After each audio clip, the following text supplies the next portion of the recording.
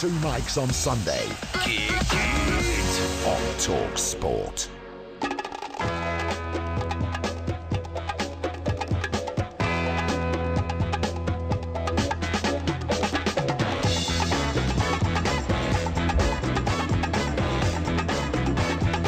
Good afternoon, I'm Mike Graham, he's Mike Parry, you're listening to The Two Mics. It's been quite a weekend already. Italy and Germany played out the best penalty shootout ever. Unfortunately, it was also the worst penalty shootout ever as well. Novak Djokovic was knocked out of Wimbledon in the third round by an unknown American claiming he wasn't 100% fit. And tonight we'll bring you France against Iceland. Should have been England, of course, but they still haven't got a manager. We'll be talking about all of that and a lot more. 08717 22 3344. Also coming up on the show, we've got the Sunday sermon, heroes and villains, and of course the truth about Porky, Parry and Liam Gallagher. You're listening to The Two Mics with me, Mike Graham, and Mike Parry on Talk Sport.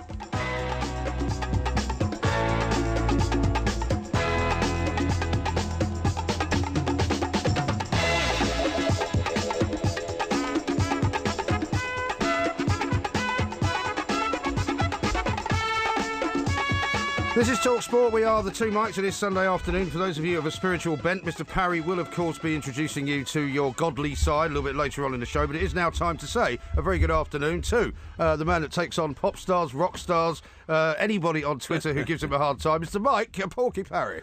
Yeah, good afternoon, Mike. Good afternoon. What an exciting weekend it's been already, Certainly hasn't it? has. With the uppers on it, fantastic football, as you say, the penalty shootout. Incredible penalty shootout, really. I was just saying to my kids this morning, it was the worst penalty shootout of all time, but also the best. I know, but when you count up the numbers, that Germany missed more penalties in the shootout last night than they have done in the whole of their history. Absolutely. Combined. Incredible, isn't it? That's pretty amazing. And what about Bastian Schweinsteiger? Schweinsteiger, and of course the German lad who missed the first one, what's his name? Thomas Müller. Thomas Müller has never missed one before. I was watching with the kids last night. Yeah. With each player that came up, I was giving them, of course, the benefit of my vast experience. Yeah, of course you were. And I said, this is Thomas Müller. He will never miss a penalty in his life. At which stage of your nightly Saturday night drinking ritual were you when you were telling your kids this? Because we'd had some dinner. Just to remember, we'd had some dinner. Yes, right. Yeah, and if you're going to start with this calumny of me drinking a bottle of white, a bottle of rosé, a bottle of red, followed by whiskey. Yes, that's right. You're so way off on that because I only ever did that once. I did it once. That's your Saturday in the Mayweather. night No, ritual. it's not. I did it once in the Manny Pacquiao. I can imagine you Floyd Mayweather. after the white, the red, and the rosé, trying to explain to your 10 and 12-year-old boys the art of penalty. 9 and 12, actually. Yeah, 9 and 12. The art of penalty kicking. Were you getting up and we actually showing your lads, in graphic action? Say that. How you do a penalty. Funny you should say that because yesterday it was my smaller boy's school fair over in his primary school, and amongst all the various things, whether you could smash crockery, you could gunge the teachers, you could buy a hamburger, they had a penalty shootout competition. Oh, right, okay. So I said to the kids, you want to have a go? And they went, yep. But we want you to have a go as well. Yes. So I had a go. And I'll tell you what, you and I, when we have a penalty shootout, which you keep shirking, right, you are going to get slaughtered. Well, hang on. I couldn't believe how good I was. I scored 2 out of 5. Thank you. You let that go. I think that's great. 2 out of 5. It was more than any of them did. Pathetic. The 2 kids only got 1 out of 5. The goalkeeper was quite good. I claimed victory. When you go to your school these days, Mike, with your boys, 9 and 12, you say they are, Actually, 9 and 11. 9 and 11, that's very good. Thanks for getting their ages right, by the way. No, they're 2 smashing young fellas. They are, That's why I buy them presents and all that kind of stuff. Yeah, they think you're some mysterious character who only ever buys them 1 present to share. But when you go to like parents' evenings and this fair yesterday, do all the other kids stare at you because they think you're the grandfather of your 2 boys? No, I wouldn't say that. Because you're very old, aren't you, for a father? I'm not as old as you are, am I? Well, how old are you? No. How old are you? No, let's go with the truth. Let's start the show as we mean to go on. There's no I'm need. quite happy to admit how old I am. There's no need to get into How old that. are you? No, I wasn't talking about our respective ages. Oh, I see. was saying your age relevant to your parenthood and your parenting skills at this age. It's no secret that my parenting skills are actually double most other people's because I've had 2 sets of children. Yeah, right? I know, but I mean, I've got parenting you can't skills. Even remember. You can't even remember the parenting skills. And how many kids have you got? Just remind us all. No. How many kids have you got? How many? I chose not to bring children into life. Thank goodness. And then abandon them on another continent. I didn't do like that. I didn't do that. No, I was just thinking that, you had a very... Don't you want to know about... You see, as ever, you don't even ask me a question about how I did in the penalty shootout. What sort of shots? You told me 2 out of 5. Yeah, but don't you want me to describe the shots? Well, go on. Yes, okay. The first one... the first one, right, yeah. By the way, the audience are riveted about this, having seen the greatest penalty shootout on telly over the weekend, they're now going to be fascinated by your technique. You because you keep running away from this penalty shootout that we're supposed to be having between us, right? And you keep saying, well, I haven't got time to do it, you know. I mean, I was wearing a pair of brogues, which is never the best thing to wear. Brogues, yeah, well done. Yeah, well, that's good preparation. I don't own anything other than proper shoes. Yeah, you know, I don't have my, like Velcro, Sports Direct specials like you. I haven't got any Velcro. You have? What are you wearing today on your feet? Let's have a look. I'm wearing a very good pair of trainers, which are laced up. What's the problem? What are those socks? They're my German socks, actually. German socks? Yeah, they've got German flag on You've got a German flag and a football. Yeah. I mean, you literally are 12, aren't you? No. Eat everything out of a can. Do you know what? Food is fish fingers, wears German socks. No, do you know what? Unbelievable. I'm quite serious. That's a complete accident. You put your socks on by accident? No, I did, yeah. Because I'll tell you exactly what happened. Seriously, I had a disaster on Friday of this week. What, you mean apart from talking to Liam Gallagher? Oh, yeah, well, we'll get around to that in a minute, yeah. But what happened was my housekeeper rang me up on Friday and Mrs. said... Mop. No, it's a bit unfair. She's a very nice lady. She wasn't able to come over. She's put her back out. Has she? She's got a trapped nerve in her back. Oh, inconsiderate. Now, that is disaster. Does it mean so she can only come over for a couple of hours? No, she couldn't come over for anything. She's what's that going to do with your on socks? a rack. Well, I had to go look for spare socks because, normally... What, does she normally put your socks out for you? Normally I get home on a Friday night, all my 30 pairs of socks have been washed and cleaned and ironed and all that kind of stuff. You know what I mean? I think she irons. She irons your socks. They always look very good. And so I went into the reserve cupboard, the reserve drawer. Reserve drawer? Yeah. Reserve sock drawer? And I found a pair of socks bought for me by my nephew Tom. And you don't have to give his name away. No, it's okay. In 2010, right, when I was about to embark on the mission to Germany. Yeah, for the World Cup. What were you going to Germany for?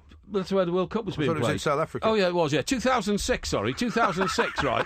Yeah, 2006. So that's how far back we go. So we're 10 years old. It's a 10-year-old pair of socks. So he thought then, as a young schoolboy, because he was obviously 10 years younger than he is now. Well, he would have been. It's 2006. That's how we all. Yeah. He said, I remember him bounding up to me and saying, I'm going to have a great time in Germany. I bought these. And he German socks. Found them in that... Why didn't you just buy some lederhosen? Well, I'm not sure, really. But I mean, it was a nice, affectionate gesture to the uncle who he loves. Yes. Because I bought him so many presents during my life and all that kind of stuff and given him so much guidance and all that. Right. And so literally... And money probably as well. I went into the reserve drawer this morning and that's where I found the German socks. So you pulled out a pair of German socks. I'm not pledging my troth to Germany in the rest of the Euros. You were Welsh the other night. Well, hello boyo and all that kind of stuff. Of course, I wish the Welsh the very best indeed because they're from the United Kingdom. But that's just the explanation for that. And a bit of a nightmare, obviously, when your housekeeper puts her back out. I can imagine, yeah. What a nightmare for you. Well, it is. It is. I've got, I'm... Well, why don't you just do something for yourself? I'm 20 shirts down. I'm about 8 or 10... pairs of chinos down. Well, your shirts are the same. No, they're not. And it is, it's one of those you're wearing the same shirt now you were wearing on Thursday night, for heaven's sake. Anyway, listen, we've got loads going on this afternoon. You can't just witter on about anything you like because we've got the Grand Prix. Indeed. And Graham Cooley's watching it for Talk Sport. It is, of course, in Austria. Graham, very good afternoon to you. Yeah, good afternoon. And the really good news is that Lewis Hamilton went off in pole position. He's kept clear of any sort of danger. And he continues to lead at the front after what we've had 8 laps. So that's good news. And he's got a chance here of actually reining in some of the points that he is behind. He's 24 points behind Nico Rosberg. Jenson Button went off in 3rd place. And actually, he managed to get past Nico Hülkenberg into 2nd position. But he's just been overtaken by Kimi Räikkönen. But the real beauty of the whole thing is that for the opening 7 laps, actually Jenson Button more or less allowed, he couldn't do anything about it, Lewis Hamilton to get away. And he's blocked everybody else trying to overtake and keep in touch with Hamilton. So that's great news. So Hamilton is leading. Then we've got Kimi Räikkönen. Then we've got Jenson Button. Nico Rosberg started in 6th place. He is up to 4th position. But at the moment, it's looking good. Approaching the end of the 8th lap, we have got Lewis Hamilton leading the Austrian Grand Prix. Thanks very much indeed. We'll be going back to Force. That's great news, that, isn't it? Well, I don't know why it's great. Why is it great news? Because Lewis Hamilton is British, and I want him to win the World Championship again, and I want him to row back on Rosberg's lead. Now, Rosberg's lead... I'm not a fan of Lewis Hamilton. Rosberg's lead is about 25 points, right? Yeah, 24, I think you 24, yeah. If he disappears out of the... It's about 25. Out of the points reckoning today, and Lewis Hamilton wins, that will put a severe dent into Rosberg's lead, which seemed, after the first 3 races, unassailable. Really? Yeah. Is that your esteemed opinion on the Formula 1? Yeah, it certainly Later on, is, I'm going to ask you about the curb, because apparently they've stuck a bit of an obstacle in the course. Stuck a curb on a chicane or something, and it's wrecked 3 cars already in practice. Later on, I'm going to ask you. There's time. Time is upon us. Certainly Very tight show, this, We've got Wimbledon as well. We're going to be doing Heroes and Villains. We've got a Sunday sermon. We'll stop waffling. This is Talk Sports, waffling. The 2 mics on Sunday on Talk Sport. Goody gosh.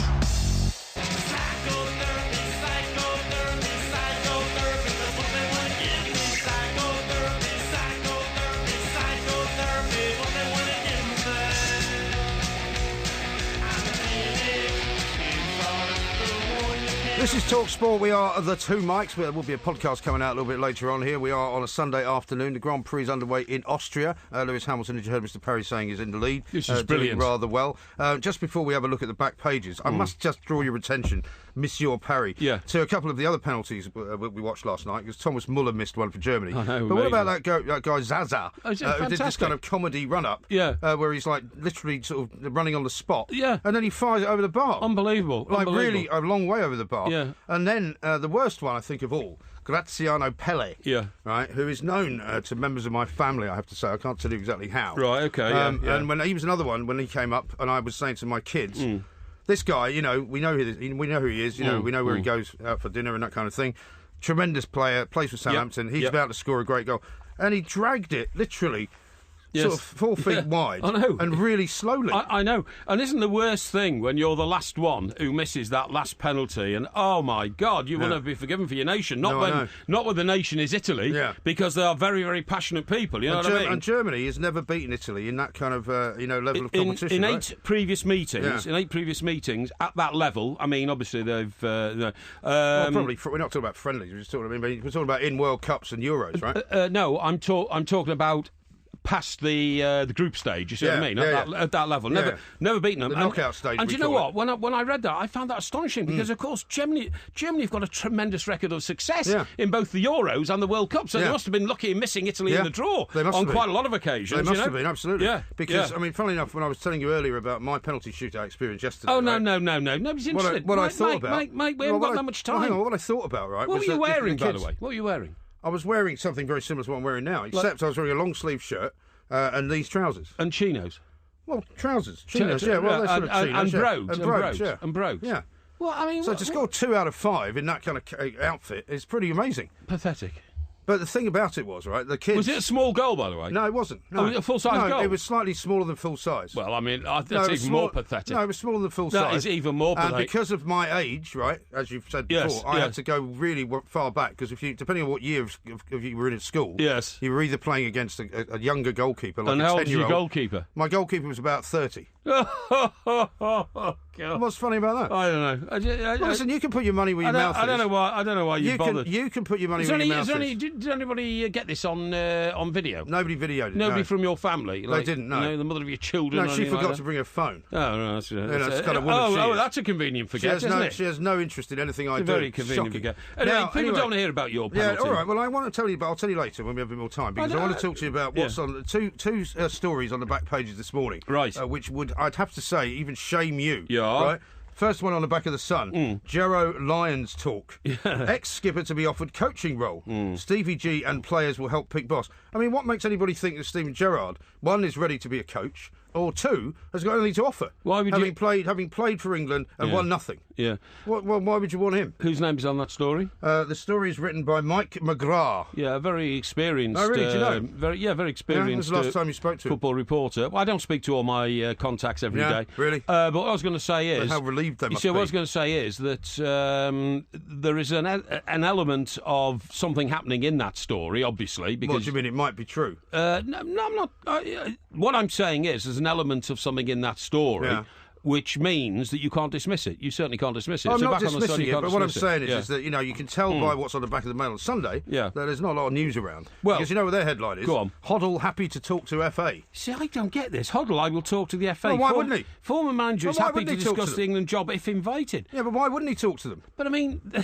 Look, I love Fleet Street journalists because we've worked with them for the last 35, 40 years. That's right, yeah. But Hoddle, I will talk to the FA. Former is happy to discuss England if invited. So what Glenn Hall's basically saying is, if somebody from the FA rings me up, I'll take I will answer the phone. Yeah. But that's my point. Why is that a back page story? Because actually the real story is that they don't want to talk to him, they're never going to ring him, and they're never going to offer him the job. Because clearly they're going to offer it some kind of role to Steven Gerrard. Actually, funny enough, mate, it gets worse. Listen, let's analyse this first paragraph, right?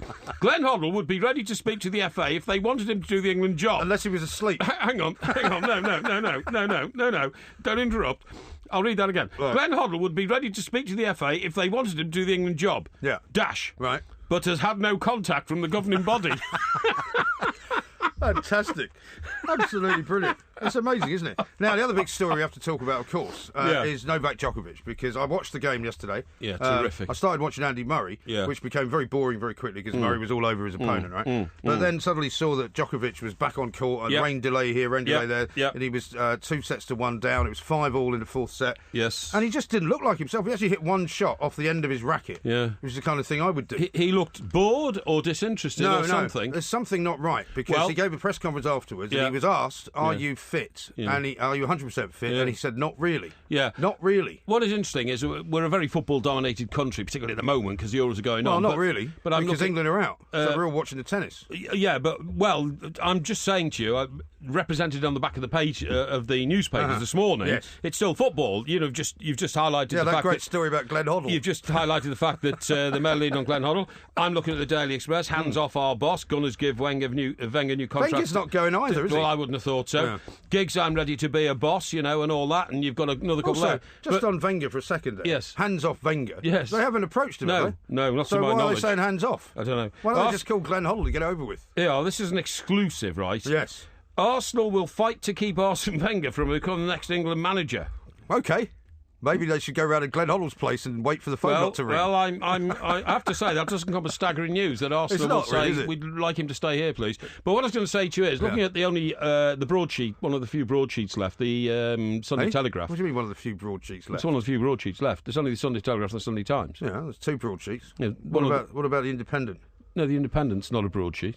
Yes, it is. It's tabloid size. It's called a broadsheet, though, isn't it? Well, I'm sorry, I don't accept it. I'm saying in the fold of the paper and the fact it's a bigger page, I'm saying that the Sunday Telegraph have put your story, Djokovic, right in the middle. Earthquake in Southwest 19 after 4 consecutive Grand Slam titles. SW19, we call it. Yes. We don't call it Southwest 19. Yeah.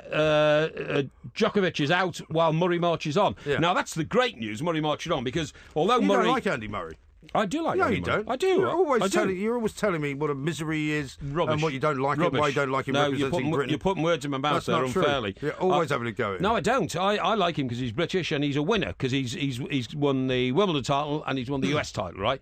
So, and don't forget the Olympic gold medal. The Olympic gold medal. 4 years ago. And 5 times beaten finalist in the Australian Open. Correct. Isn't that amazing? Yeah. But if he can win again this year, he truly becomes within the pantheon of greats in the world of tennis, don't you think? Well, Federer's won Wimbledon 7 times.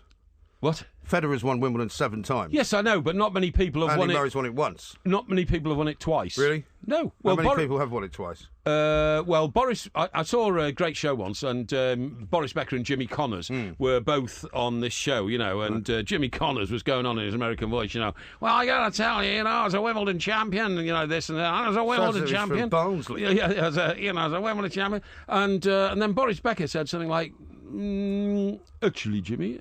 I do not agree with you. I think it is this. So then Jimmy says, you don't understand, Boris, as a Wimbledon champion. And Boris said, Jimmy, may I just point out to you that you won Wimbledon 2 times and I won Wimbledon 3 times. He also won it when he was only 17, didn't he? He did, and 18. Yeah. He won it when he was 17 and 18. For the first time he was 17, absolutely, yeah. But anyway, all I think is that it's something I was getting a lot of flack from people at various places on Twitter what about? yesterday about my theory. My theory about Djokovic is that there is something going on. I don't know what it is. What do you think it is? My journalistic nose tells something in his personal life? It could be. I'm not saying that there's any kind of suggestion of impropriety. So you really are getting down with the old tabloid hack mentality now, what I'm saying you? is I've got a nose for news, right? As have you got. Unfortunately, your nose normally leads you down the wrong path. Mine doesn't, right? I think your nose is going to get broken on this one. Because to suggest that a clean-living Christian man like Novak Djokovic... How do you know he's Christian? He leads a Christian lifestyle, put it that way. Okay? To suggest that there's something going on in his private life is scurrilous. I'm saying... And contemptible. I'm saying, right, that he first of all said, I don't wish to talk about this anymore. Right. Because he said that he didn't want to take anything away from the guy that won it. Who's an unknown American, by the way, from Las Vegas. Yeah, what's his name? His name is... I can't remember what his name is. Sam somebody. Sam. Pick up thy musket, Sam. Anyway, so... What about... Hey... Play it again, Sam. Play it again, Sam. He wouldn't say that, would he? Couldn't believe it. I mean, he hits the ball hard, though, this guy. Yeah. But he's number something like 41 in the world, right? And he's seeded something like 28 or something like that. Anyway. And he had 2 weather breaks as well when he could have recovered it. The game finished on Friday night. Yeah, that's And then they picked it up again Saturday. So, my point is that, he had plenty of opportunities to say what was wrong with him. Yes. But he didn't say. And then he started saying weird things like, Luckily, I've got a great family outside of tennis, and I'm going to go and spend a lot of time with them. I mean, it sounded to me like when you know these politicians go, I'm going to spend more time with my family. Yes. I hope the guy's fine. I hope he recovers. To be honest, I just think there's something that we will find out about in the fullness of time. You think there's something sinister going on there? I didn't say sinister. And scurrilous. And my view is that he's just suffering burnout. Really? He's the when are you going to start suffering from burnout? You're on every show practically now. No. How come you went on Clash of the Titans yesterday? Didn't know there was one. You didn't get a call? No. Oh. There wasn't one. Maybe you should send out a press release. No, there wasn't one, was there? I'm willing to appear on Clash of the Titans there wasn't as soon as the call comes in. No, there wasn't one. There was a Clash of the Titans. No, there wasn't. Yeah, there was. Well, I got someone on Twitter saying, why is Porky not on Clash of the Titans? Couldn't have been. Are you sure? Nah, couldn't have been. You've been let down, haven't you? No. I think you have. No, I'm always invited first onto that show. Couldn't have been one. Don't worry about that. Okay. What I was going to say is I think he's... at the moment, he's the holder of the 4 titles in... The 4 Grand Slams. The 4 Grand Slams. Yeah. Which are, of course... Go on. Yes, Wimbledon. Yeah. US Open. Yeah. French Open. Yeah. Australia Open. Good. Well, you going to put them in the right order at any point? Yes. What comes first? Calendar year. What comes first? In the calendar year is the Australian. Good. And then... Followed by? The French. Correct. And then Wimbledon. Yes. And then the US. Wimbledon. Okay. Time to go to Graham Courtney, who's watching the Grand Prix in Austria for us. Graham. Still going to plan, Mike. It's Lewis Hamilton continuing to lead. He's 4 seconds ahead of Kimi Raikkonen, and Sebastian Vettel is 9 seconds behind him. And those 3 have yet to actually make their first pit stop. But the interesting thing is Nico Rosberg has been in. He has changed his tyres, and he's only 24 seconds behind Lewis Hamilton. He's actually reining in Hamilton now, and it takes around about 22 seconds to get in and out of the pit lane. So it's only got to be a matter of time, surely, before Hamilton is brought in. Also, a few spots of rain started to appear. That's going to make things interesting. Jenson Button running in 9th place, but after 21 of the 71 laps, Lewis Hamilton continues to lead the Austrian Grand Prix. Well, see, your boy might be under a bit of pressure here, Mr. Parry. Yeah. You put the Porky jinx on him, haven't you? No. You put the jinx on him. On who? On Lewis Hamilton. As soon as you started talking about how he's going to catch up with Rosberg, Rosberg's now caught up with him. No, I didn't say that at all. Yes, you did. No, what happened was... You said it's great news for Lewis Hamilton. He's going to win this Grand Prix and going to get within a few points of Rosberg. Well, ever since you said that, Rosberg has changed his tyres. He's 24 seconds behind. Shortly, Hamilton's going to go into the pits. Yeah. And they're going to be neck and neck. But you see, you missed the tactical way these things run. What happened was Jenson Button... Seen the time, by the way. Was... never mind about the time. You're obsessed about the time. Jenson Button was creating a barrier between Lewis Hamilton and the rest. Yeah. And that gave Lewis Hamilton the ability to pull out at the front and establish a lead, which he's now got, which will... in my view, see him through to the checkered flag. Okay, the Porky jinx. Can there be anything better in the life of anybody than see the checkered flag around the corner? Not only have you jinxed almost every sporting organisation you've ever backed, but you also jinxed the country by predicting that the Remain campaign were going to win. Coming up next, we've got John Rentoul to talk to. Excellent.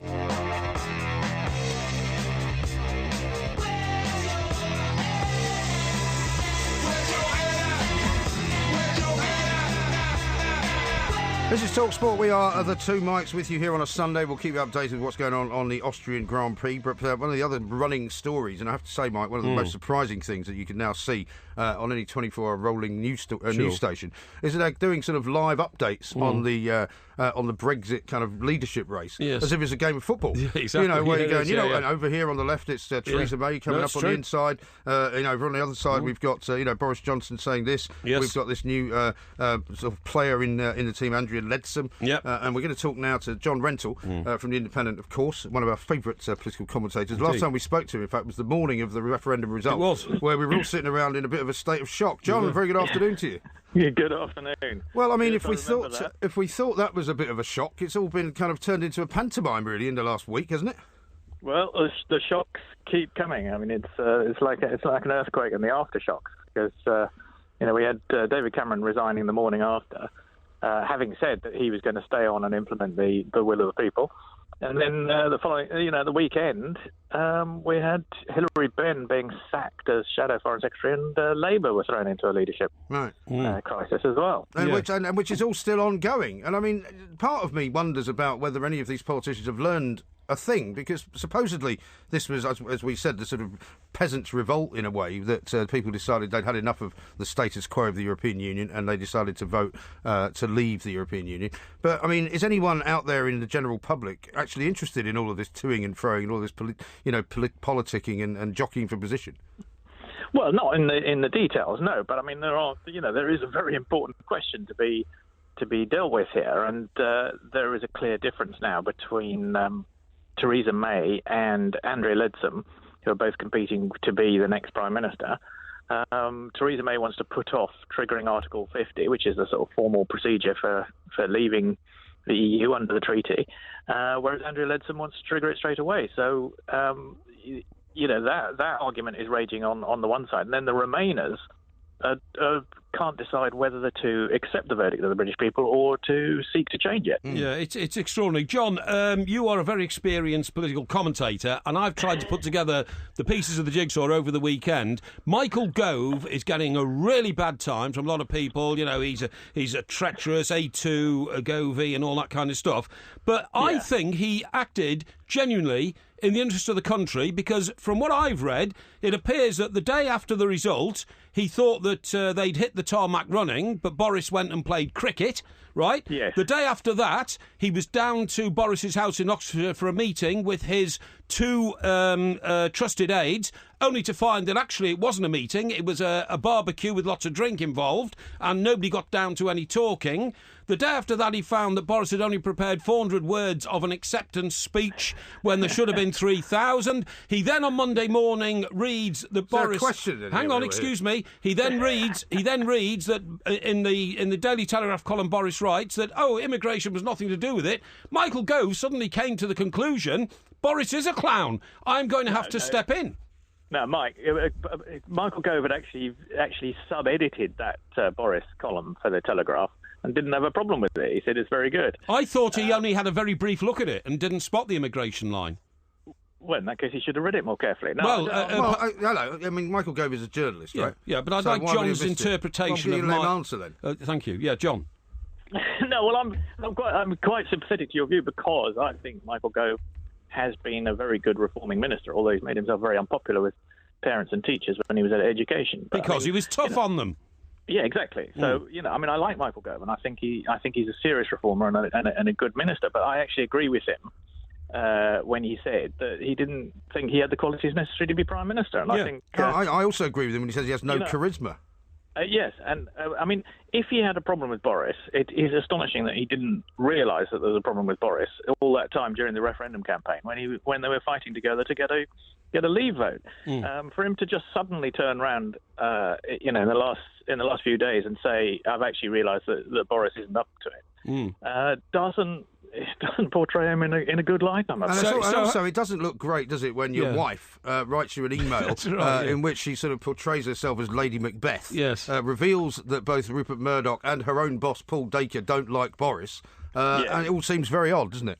The whole thing is just extraordinary, that the two leaders of the Leave campaign have just destroyed themselves as soon as they've won a historic victory. Yeah, I mean, could David Cameron at the moment, John, turn round to Boris Johnson and say, "Well, Boris, you've smashed up my career. Thank you very much. You've smashed up your own career. You've smashed up Michael Gove's career.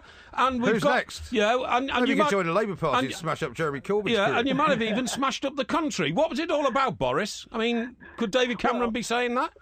No, because I think David Cameron actually feels much more strongly that Michael Gove has behaved badly in all this. I mean, David Cameron's view is that Boris is Boris, and everybody knows what he's like. He's a bit bumbling. He's not a details person. Yeah. But actually, when he was London Mayor, he appointed some good people to run the place for him, and that was what he was expected to do as Prime Minister. Yeah. But the person that David Cameron can't forgive is Michael Gove, who he thought was a friend of his, an ally, a sort of policy wonk who was working out the actual reforming policies that his government needed. Yeah, but that was Michael Gove's revenge, John, wasn't it? Sorry to interrupt you. That was his revenge for being demoted as Education Secretary.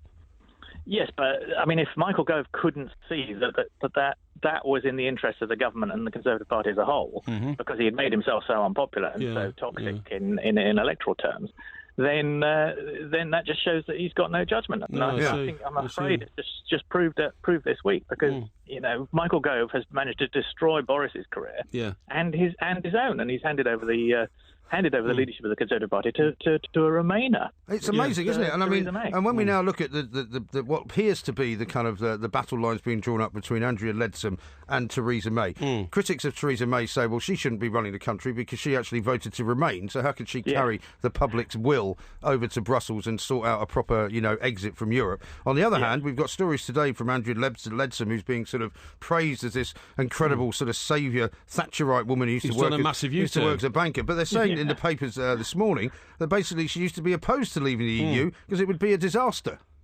Well, no, I mean, you've got to read on a little bit. I mean, she did actually say that she thought it would be a disaster to leave the EU, unless it reformed. I mean, she wouldn't want to stay in the EU, and she was hoping that David Cameron would get the reform. So, I mean, she's got an argument on that, but I think it looks like it's going to come down to Theresa May versus Andrea Leadsom. Yeah. No, I've got 250 quid on that, John, and I've gone public on it. I've tweeted out. We should bet responsibly, all of that. Yeah, bet responsibly, and I think this is responsible. I mean, could she come from the back of the pack if this was a horse race and she's lying, 6 places off at the last furlong? I'm not sure that's the right analogy. No, I don't think it is, Mike. I think it is. This is a sports station, the biggest sports station in the world. All right. If it was a penalty shootout, could she make up the deficit?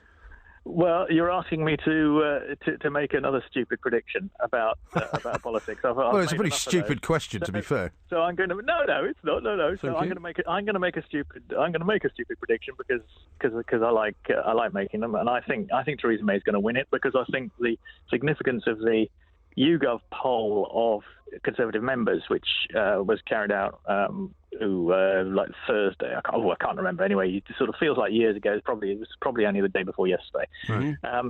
But it found, that was when Boris was still in the race, and it was asking all questions about Theresa May versus Boris. But Andrea Leadsom didn't really feature in that. I mean, they only got 7% of Tory party members supporting her. But what was significant about that was not just the huge support that Theresa May had among Tory party members, but although 63% of them voted to leave, they seem to be happy to have her as a negotiator rather than Boris, because they think she's a good negotiator, and she gets what she says she's going to get, and she sticks to her word, whereas they thought Boris would just be a bumbling idiot. Well, I mean, it's because Boris wouldn't give her a commitment to be the next Chancellor that she actually stood herself, wasn't it? Well, Andrea Leadsom, yes, yeah. Right. I mean, well, that was yes. I mean, Boris sort of bumbled around saying, "Oh, I've left a letter. I've left a letter." Exactly. It was like the dog ate my homework. No, it was. It was. He was supposed to produce a letter to Andrea Leadsom saying, "Here is my commitment. You will be Chancellor in my new government." He turned up at the meeting, said, "I've left it at home," and what was she expected to think? Yeah, well, quite. He didn't want to make that commitment. Is the truth. But he seems to have managed to offend everybody around him, and as a result, his leadership hopes are in tatters. Yeah, just very briefly, John. I don't know why we got John on. Right, I've heard more of your voice in this conversation. John's an expert, but I want to hear his voice. No, he needs the proper questions, Mike, to respond to. Very insulting. Just very basic, very quickly, John. Sorry, what's going to happen in the Labour Party? Is it true that Jeremy Corbyn's hanging on till Wednesday so he can embarrass Tony Blair when the Chilcot report is published? Well, I'm sure that's part of his thinking. I mean, I'm sure he wants to do that. But no, I think Jeremy Corbyn is torn. I think he wants to stand down. He's had enough of being kicked around, and it can't be any fun for him. He's definitely said to people. I mean, if we read the Sunday papers today, he said to Seamus Milne, his press officer, and he said to his son, I think, Seb Corbyn, that he wants to stand down. But on the other hand, I think he feels very strongly that it's his duty to the socialist cause as he sees it to stick in there, and I think he'll be persuaded to stay in there. And I think if they want to get him out, they're going to have to come and get him. Yeah, but I think they will, and I think his leadership is over effectively. But I think somebody will stand against him, and I think he'll lose, because I think the party members who so adored him last year have, I think, a really decisive thing that that took the scales from their eyes was that Vice News documentary, where they had access to the inside workings of the Corbyn office, and it was just a shambles. And Milne in particular. It is absolutely. John, listen, thank you so much. I'm sorry you couldn't get a word in at times there, but you're very, very kind to join us on Sunday afternoon. Enjoy the rest of your great political ally to work with, John. Thank you. We got loads more coming up, of course, but guess who's winning the Austrian Grand Prix, Porky? Who? Let's ask Graham Courtney. Graham. Nico Rosberg is currently leading the Austrian Grand Prix for the simple reason being, remember last time you were talking to me, there was the real danger, I thought, that if they didn't bring in Hamilton for his tyre change, there was a very good chance, actually, that Nico Rosberg, who had already been in, would then be able to actually get past him. And that's exactly what happened. Lewis Hamilton came in and, at that stage, Rosberg was only, 21 seconds behind, and it takes about 22 seconds in the pit lane. So by the time Lewis Hamilton came out... It's pure and simple, Graham. It's the Porky jinx at work. The Porky jinx has become a massive sort of factor in every sporting event now. Literally seconds after Porky predicted that Lewis Hamilton was going to catch Rosberg in the Drivers' Championship because he was going to win this race, suddenly you came on and said, actually, that's not going to happen. Well, that is the case at the moment. If it stays like this, then Rosberg will extend his 24-point lead that he has over Hamilton. But I should also say, Sebastian Vettel is out, got it in the Ferrari. They were also trying to keep him out, Ferrari, on the same set of tyres, but he's obviously gone too long on the tyres, and the suspicion is actually one of them is blown. It's basically worn out. So anyway, he's out, but... bad news for Mike, but good news if you're a Rosberg fan. Rosberg, after 32 laps, leads the Austrian Grand Prix. Thank you very much indeed. Graham Courtney, you've still got a problem with your overinflated tyres, haven't you? I was about to say. We'll talk about that in a minute. I was about to say. We haven't got any more time. These 41 guys aren't the only people who have problems with their tyres. This is TalkSport.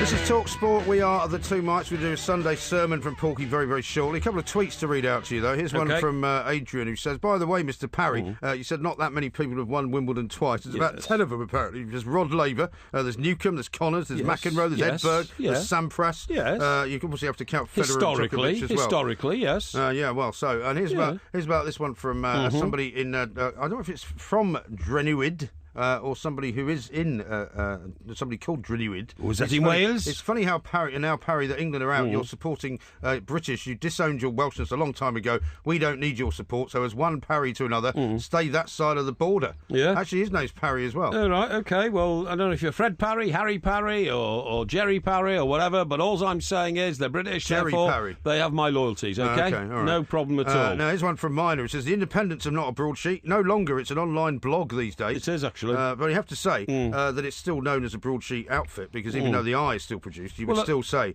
that it was basically a broadsheet. Yeah, but I mean, you've got a paper like The Guardian. You can't call that anything these days. Well, of course it's a broadsheet. It's not a broadsheet. Yeah, it is. It's not. In size, it's not. Yeah, but you don't call it a broadsheet because of the size. I mean, are you telling me that you call the Times a tabloid now? No, the Times is not a tabloid. What is the Times then? The Times is the Thunderer. Right, okay. Yeah, John says this. No Clash of the Titans yesterday. There was an England inquest show to which Porky wasn't invited. Thank you. Why are you thanking him for not being invited? Well, because I don't get invited to England inquest shows because I've got my own very strong views about England, and inquests are not my sort of thing, you know? No. I don't like funerals, I don't like inquests. You don't like funerals or inquests? No. Here's one from Cleveland who says, I put £100 on Ledson before I found out Mike Parry had also bet on her. I'm completely gutted. Yeah, well, I'm gutted now because our political expert, John Rentoul, has just told us that he thinks it's Theresa May. Well, and actually, after you bet on Andrea, then you bound to I've met a couple of people over the weekend who said, "Oh, you know, get on Ledson, she's the girl." But I have to say, get on Ledson, she's the girl. Yeah, is that how they put it? Well, that sort of thing. But I have to say, I think it was a foolish bet because I think Theresa May's going to win. Shocking idea. And in fact, I think I've completely wasted my money. Yeah, and well, not for the first time. As I was having a bit of lunch yesterday down on the coast, I started wailing and what sort of lunch did you have?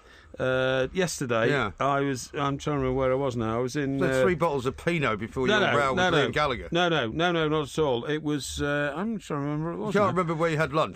Yes, I can. Hang on. Well, give me a clue. I had shepherd's pie. You had shepherd's pie? Shepherd's pie. Really? Very nice. Yes. Anything with it? Well, it was topped with, like, a cheese potato. Yeah. You know what I mean? Gratiné. And it had some vegetables. Yeah. But on the side? Yeah, peas I insisted on. Didn't want any of the fancy stuff. And no carrots. And a little sort of silver dish of gravy. Gravy? Yeah. Very nice. Yeah, it was great. And was that in a pub? It was in a sort of... No, not a pub, like a restaurant. A restaurant? Yes. Well, a Toby Carvery Well, sort of place. no. Oh, no. Well, what sort of restaurant? Why can't you remember? Well, I can. It was at the Customs House in Gunwolf Quays. Gunwolf Quays? Yes, that's right, yes. So you've been down in... Sorry, I was there, but then I moved on. It was... Well, so where did you have the shepherd's pie, then? The Spice Island Inn. Oh, right. Yes. Is that the place we went for dinner? Yes, it Where is. they have the Robin Schoenhofer lookalike? Yes, Is that's she still right. working there? We went to the one opposite, which is called the Still and West. I don't think so. I thought we went to the Spice Island Inn. No, I don't think we did. I think we did. We might have done. I can't remember. You can't remember where you had lunch yesterday. No, I It's not very can now. likely I you can remember now. where But we went a few I was years moving ago. around talking to people. Don't worry. Right. Okay. Anyway, that's enough of that nonsense because Yeah. it is Sunday, and because we are here on a Sunday, we yes. always have a little bit of spiritual guidance. Indeed. With the Porky sermon. Excellent.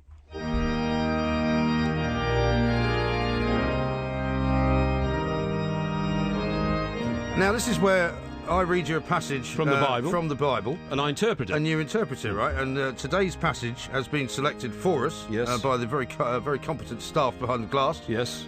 It's from Kings 2. Are they ecclesiastical?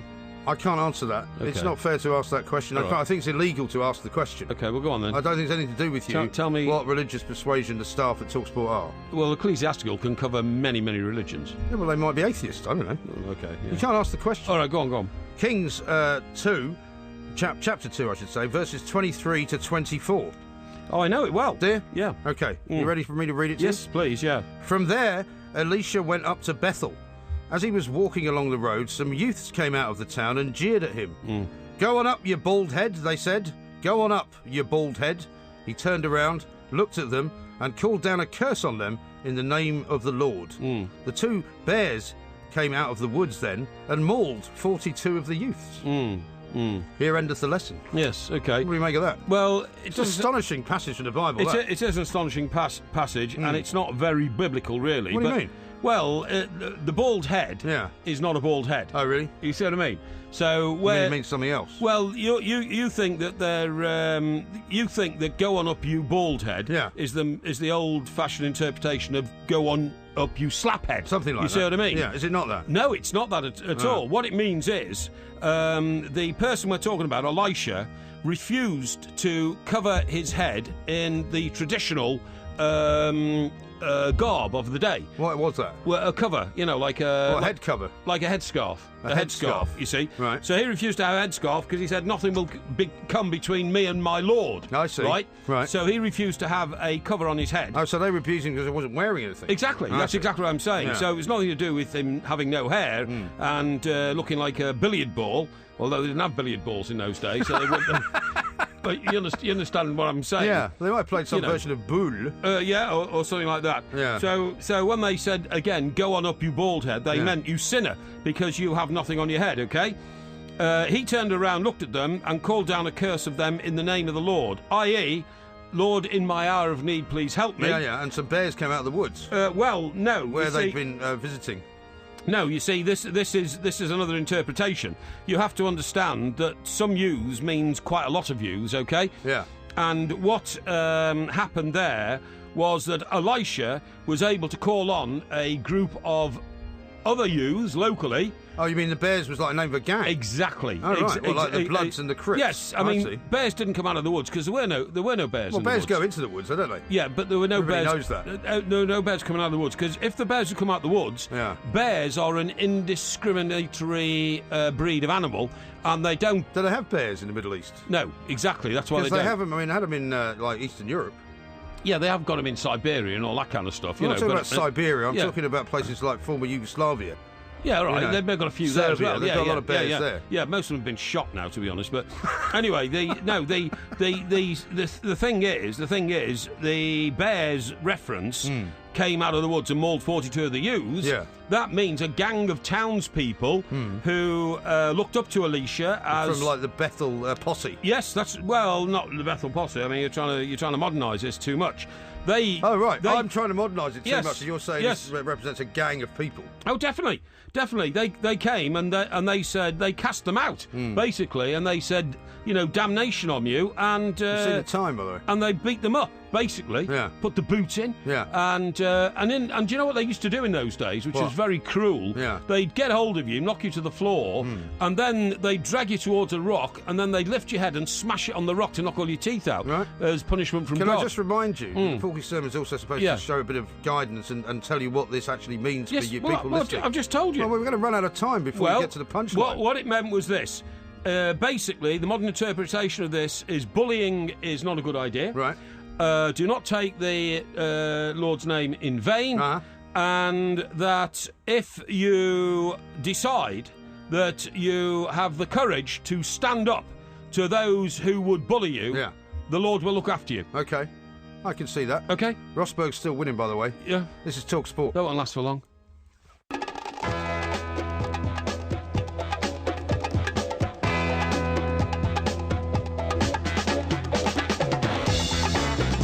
Good afternoon, I'm Mike Graham, he's Mike Parry. You're listening to the Two Mikes on a Sunday, of course. It's been already quite a weekend. We're covering the Austrian Grand Prix. Nico Rosberg in the lead, thanks to the Porky Jinx. Lewis Hamilton is second. We've got some Wimbledon action coming up a little bit later on. We'll be talking to Paddy Power in this hour as well. And we'll be doing Heroes and Villains, our two heroes and two villains from the weekend so far. Plenty of people could be mentioned in there, of course. You're listening to the Two Mikes with me, Mike Graham, and Mike Parry on Talk Sport.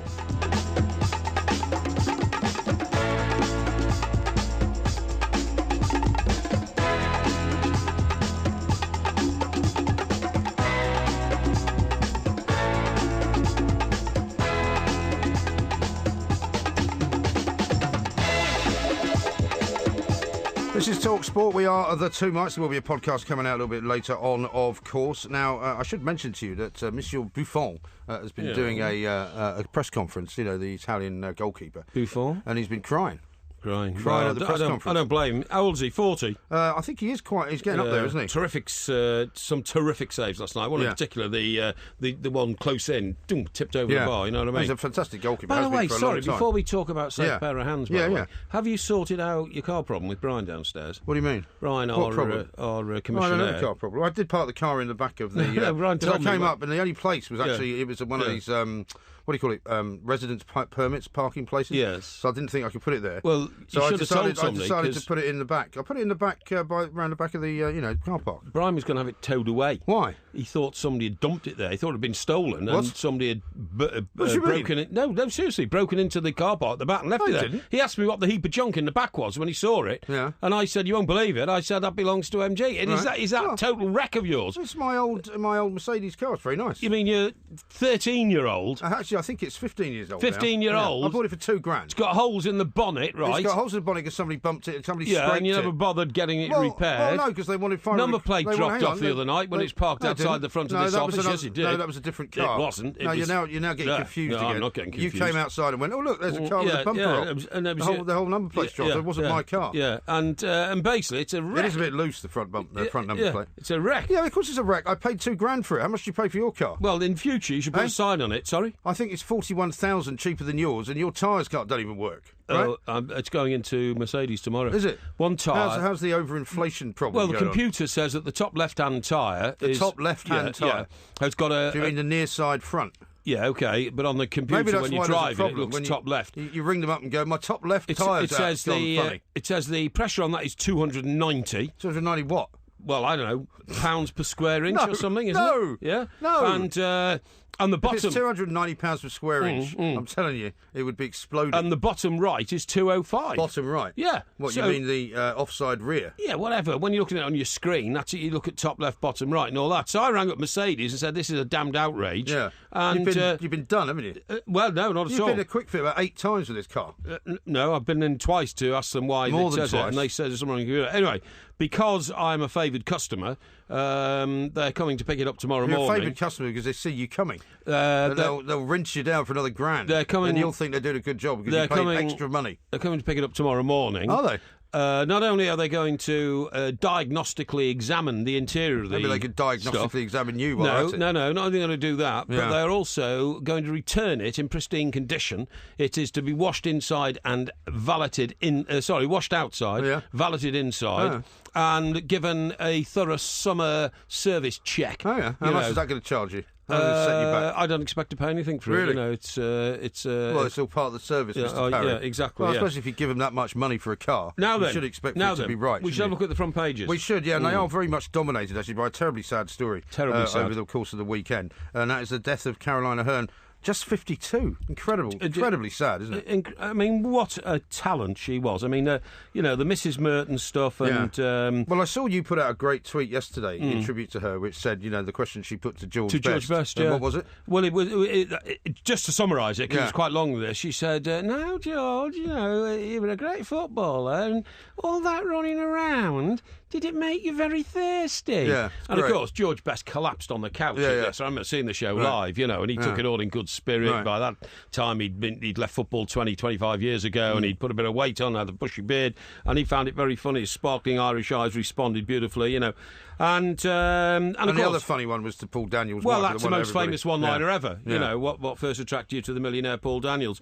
But I mean, not only was she so talented a writer and an actress, and she seemed to be such a lovely person as well. But when you look at her, even if you didn't know who she was, you say, "Gosh, what a beautiful woman!" Because she's very good looking. Yeah. And then you learn that she was born with cancer of her eyes. Of the eyes, yeah. And I think her sister was as well. Her sister was as well, and I think her mother died of cancer. Yeah. And I think other members of family had it. But then, as life progressed, and she produced outstanding work, we learned that she fought cancer of the lungs and cancer of the bladder. Yeah. It was unbelievable what the woman put up with. And what some people do go through, and it's just awful. But I mean, the papers are full of tributes to her from all over the world, and the royal family, of course, was basically what people say was her kind of finest moment. Yes. I don't know I liked her on the Fast Show as well when she was young. She was one of those kind of very young but incredibly creative comedians that came sort of with that wave of people from Manchester and from the north of England. Well, Noel Gallagher has been paying tribute. And I saw Terry Christian actually on TV this morning. Yeah, he said that she was the most funny woman he'd ever worked with. Yes, that's right. Yeah, absolutely. And they all came from that sort of as you quite rightly say, creative bubble from Manchester in the sort of late 80s, 90s, early 90s, mid 90s, and endured, didn't it? Ever since. The strange thing as well. I mean, I suppose I should have known this because we'd known that she hadn't been very well for quite some time. Yeah. But I'd kind of, not realised quite how bad a way she was in, really, because she hasn't really been doing anything for a while. And it was 2014, I think, when she came out and said that, she'd now got some very serious forms of cancer. Exactly. You can get caught out in our business, because I read a diary column, this is just quite by accident last week, in which some showbiz diarist was predicting a new edition of the royal family, and they based it on the fact that they'd seen her somewhere recently or something, and they said, have you ever thought about it? And she said something like, never rule anything out, or something like that, you know what I mean, some whimsical comment, which was probably directed more towards her health than anything else, and that was interpreted as, it could be happening, like we always do, you know. I should tell you a few more of the quotes, because some of the papers have got some of the other quotes. This is what she said to feminist Germaine Greer. You were a right old slapper in the 70s, weren't you? Yeah. Which was brilliant. You see the one to Barbara Windsor? No, tell me.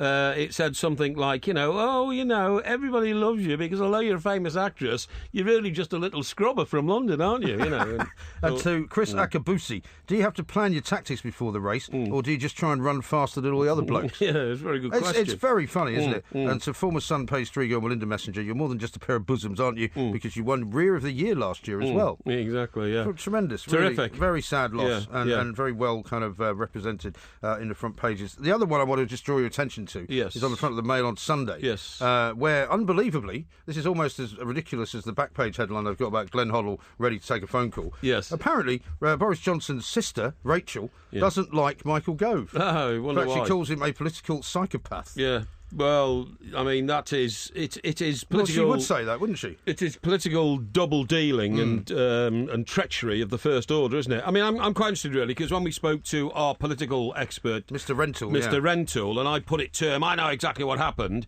Michael Gove suddenly decided that Boris wasn't fit to run the country.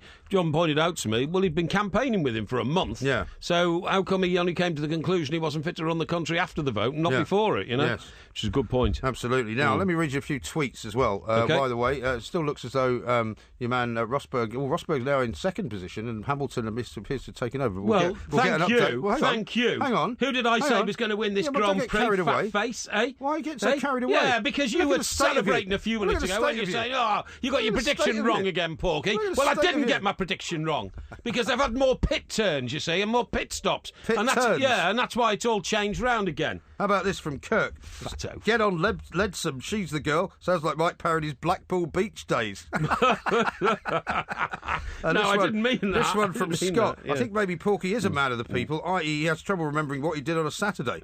Christopher says, Mike says, ask Porky if he knows what month it is and wait for his delayed response as he thinks. And Christopher says, MG's correct. Something dodgy about the whole Djokovic exit. Scandal imminent. Well, I'm not saying it's a scandal. I just don't know. When do we get our next report on the Grand Prix? Let's get it, because Lewis Hamilton's actually third. This is Talk Sport. We're going to Graham Courtney. Graham. Yes, the pit stops have all been taking place, and unfortunately, Lewis Hamilton is still behind Nico Rosberg after he's managed to come out. Jos Verstappen.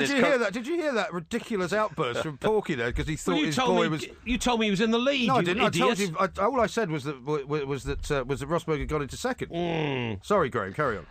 So eventually Verstappen will come in, and Rosberg will then reclaim the lead. So it'll be Rosberg leading. Hamilton will then go into second place. Verstappen will then come back out. He'll be in third place. Ricciardo fourth. Jenson Button running in eighth place. Jolyon Palmer is in 13th. But in terms of your tyre pressures, Mike, it won't be 290. It'll be a 2.90 bar, which I think off the top of my head is about a 40 psi. Something along those lines. You might as well be speaking in Swahili, Graham. You have no idea what you're talking about. It's very helpful, Graham. The only thing is the computer's completely knackered. There's nothing wrong with my tyres. Every time I take them into Quick Fit and say, look, my computer says this, they test all the tyres. It's the tyre pressure gauge. It's probably your pressure that's and 290. No, and they say, honestly, Graham, they say there's nothing wrong with your tyres, so it's the computer that's wrong. I'm making a prediction now, Graham. Hamilton will win this Grand Prix. I'm telling you, there's a twist in the tail. I can see it. Yeah, to do that, he's going to have to, because all the tyre changes are actually taking place now. No more pit stops, theoretically, anyway.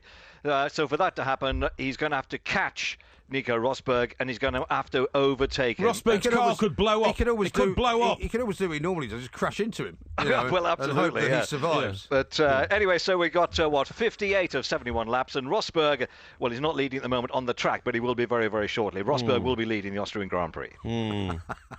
You're such a complete and utter plank. Why? Because you know as much about motor races as you know about tennis. No. I'm just an observer, that's all. You give me false information. You give me false information. What am I supposed to do? I just gave you limited information. I told you that Rosberg was second. I didn't say anything about Hamilton. You did. You said he'd moved into the lead. No, I didn't. This is Talk Sport. The Two Mics on Sunday on TalkSport. Goody gosh. Paddy Does Parry on TalkSport with Paddy Power, providing a daily dose of unique facts, stats and insight. Even the Swiss will want to get involved. Vive la Bance! 18+, gambleaware.co.uk. This is Talk Sport. We are the Two Mics. I'm sure Mr. Parry will be apologising to me for that outburst a little bit later on. No, you misinformed me. Well, I still think there was no call misinformation, for you to call me fat You pay face. the price. I mean, I'm with Liam Gallagher here. I mean, some of the names he called you had me laughing out loud. Oh, can you just tell us how exactly you got into this row with him? It's quite interesting. See, I'll tell you what. Don't tell me now, though. Okay. Don't tell me now, because Paddy Power's here. Excellent. And he's just the man to talk to, because Paddy, Mr. Parry here is always making ridiculously wild bets. Remember the Sterling bet that he was going to make. Remember the Everton to make the top 4 bet that he was going to make. He's now claiming that he knows who's going to become the next Prime Minister, and it's Andrea Leadsom. But also, he claims Hamilton's going to win the Austrian Grand Prix. What odds will you give him for that? Of course it is. 50 to 1 double. There you go. I can see things that other people can't. Paddy, quite seriously. Well, like dead people. Ignore that. Are you taking money? Is there big money to be made in the political arena at the moment? Yeah, it's all over the shop at the moment, isn't it? I mean, especially since Boris Johnson standing for the Tory leadership. I mean, it's just like Labour's all over the shop, Tories are all over the shop, and obviously next PM as well. So It was like Theresa May was the one that came in for all the cash when Boris stood down for. Well, even before he took a step back from it as well. But yeah, like everything about Britain is all over the shop at the moment, isn't it? Like the Brexit, the Euros, Brexit, everything. Like it's just all gone a bit. What do you got at the moment for? I mean, we got this crazy story in the back of the Mail this morning about Glenn Hoddle saying he'd be happy to take a phone call from the FA if they actually could be bothered to make one, which I don't think they can. Who's your favourite currently for England manager, and how often does the favourite change? Well, it's changed a bit. Southgate was the favourite at first, and he's obviously said that he doesn't want the job. So that leaves it a little bit all over the shop. Then we've got Jurgen Klinsmann is the one then that's come in, and he's now 5-1 favourite. But he's been that for a couple of days, and it's like it's hard to see Klinsmann, I think, and Hoddle then is 8-1 second favourite, and it's one of those ones where because there's been no mad money for anything in it yet, it suggests that like no one really has a rashers what's going on. And I think that's the reality. But everybody's just picking names out of their rear end, if you don't mind me saying.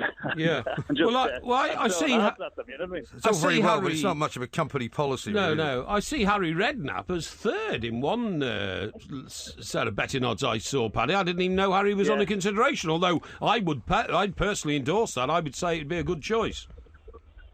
Yeah, I think Harry would be a very popular choice, definitely, because I think that's what was missing from this England team was the man management, wasn't it? It was like that's what it looked like anyway. That Hodgson couldn't inspire. I think that's something that's sort of became an issue, and Harry would be brilliant at that. But he's been passed over for the job before, hasn't he? He's got some dirty watching from the FA, so. Just one little one for you, Paddy. Tonight, France against Iceland. I thought last night perhaps France were going to do it. What odds have we got on Iceland winning tonight? Yeah, Iceland are 7-1 to win it. So they were 8-1 to beat England. They're a little bit more respected than they were before the England game, but they're 7-1 to beat France tonight. France are just about 4-9 favourites. I mean, it'd be a huge shock. To be honest, it'd be a huge shock if the hosts go out to Iceland. Even though they've nothing, there's nothing hidden now. Like England got caught off guard, I guess. So, sorry, they arguably got beaten by a better team on the day, but they certainly weren't expecting Iceland to be as good as they are. But France probably will show Iceland a bit more respect than England were, you know. Yeah, I would think so. Paddy, thanks very much indeed. Paddy does Parry on TalkSport with Paddy Power. Download the Paddy Power app today because it's quicker than the French are to strike.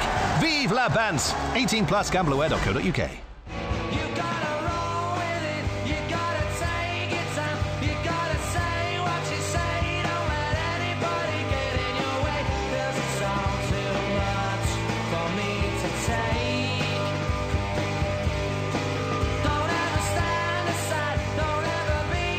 You ever seen Oasis live?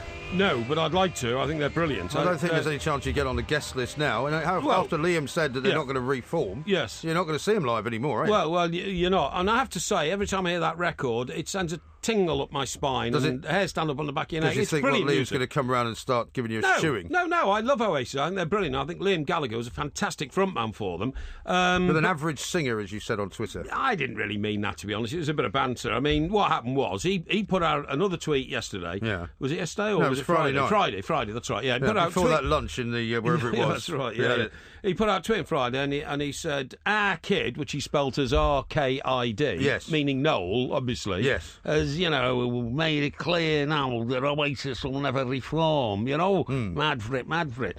So all I did was, and I've responded to his tweets a number of times over the years. Yeah. And so I suppose thousands of other people. He's got 1 million followers, although he doesn't follow anybody himself. Yes. But I didn't expect any response. All I said was, well, A, we all know that, and B, can you hardly blame him?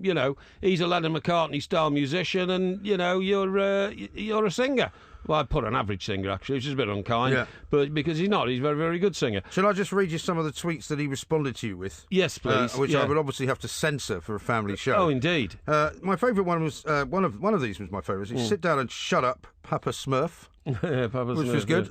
You're just a crap Kenny Rogers. That's a bit harsh. Which I thought was particularly accurate. Yeah. And then he says, when you suggested that he, in fact, was riding the coattails of his brother, he says, the other way round, you idiot, which is not quite what what he said. I made him and I made you. Yeah. Now go and play with your Noel doll, you little freak.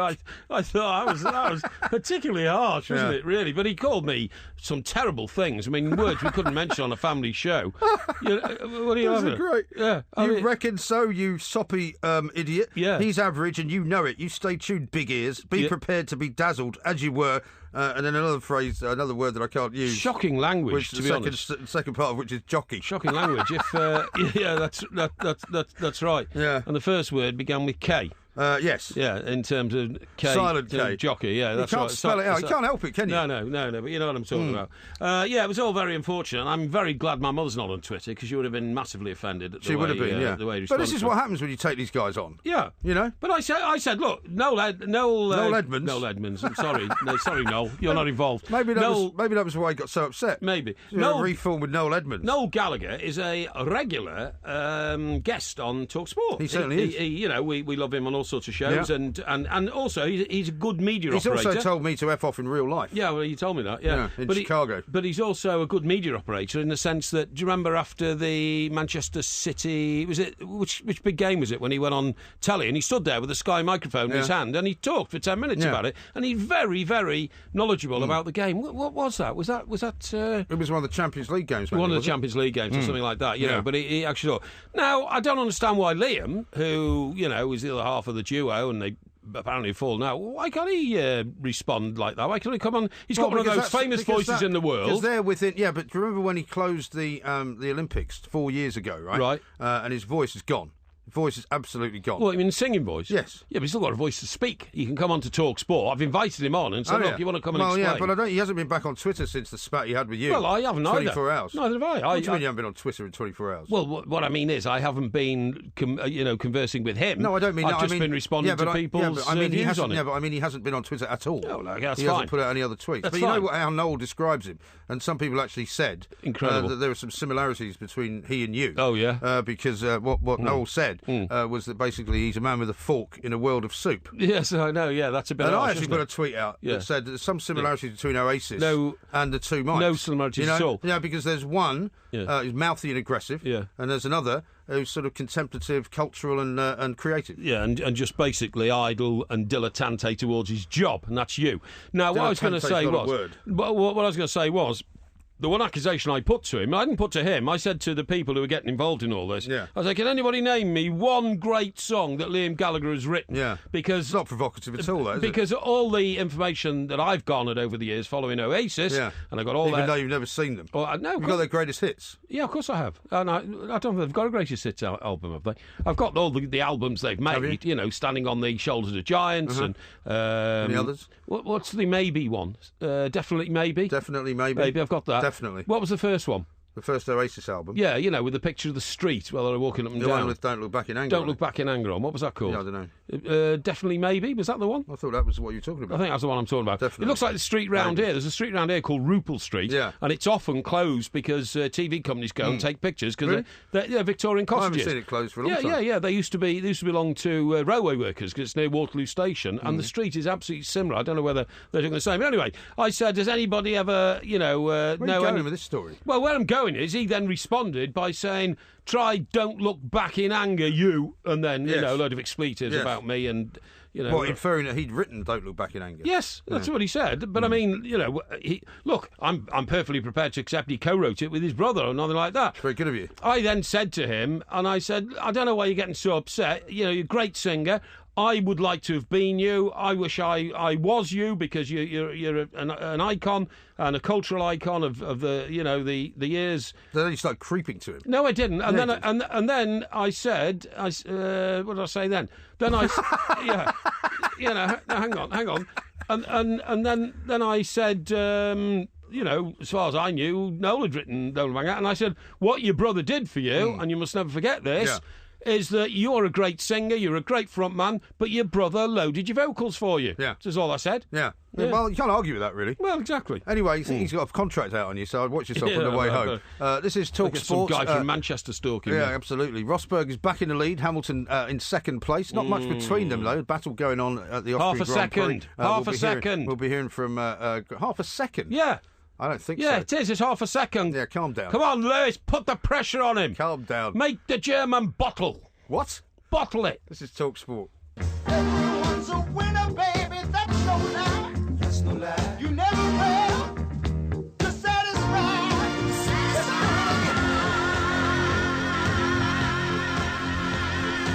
This is TalkSport. We are the two Mikes. Very dramatic. I've never seen old Porky so excited. I'm just sending out a picture. I mean, basically, the last conversation we had with Graham Courtney was, nobody's going back into the pits. The only way that Hamilton is going to win is if, as you said, Rosberg's car blows up. Or as I said, Hamilton crashes into him. Graham Courtney, who's been watching it for TalkSport, that's exactly what happened. Unbelievable. It really was. Ooh. And it was a simple case where, of course, when the two cars get within a second of each other, then DRS comes in, and that allows Lewis Hamilton to open the fin at the back of the car, and he got the most fantastic pull down behind Nico Rosberg on what was actually leading up to the penultimate corner.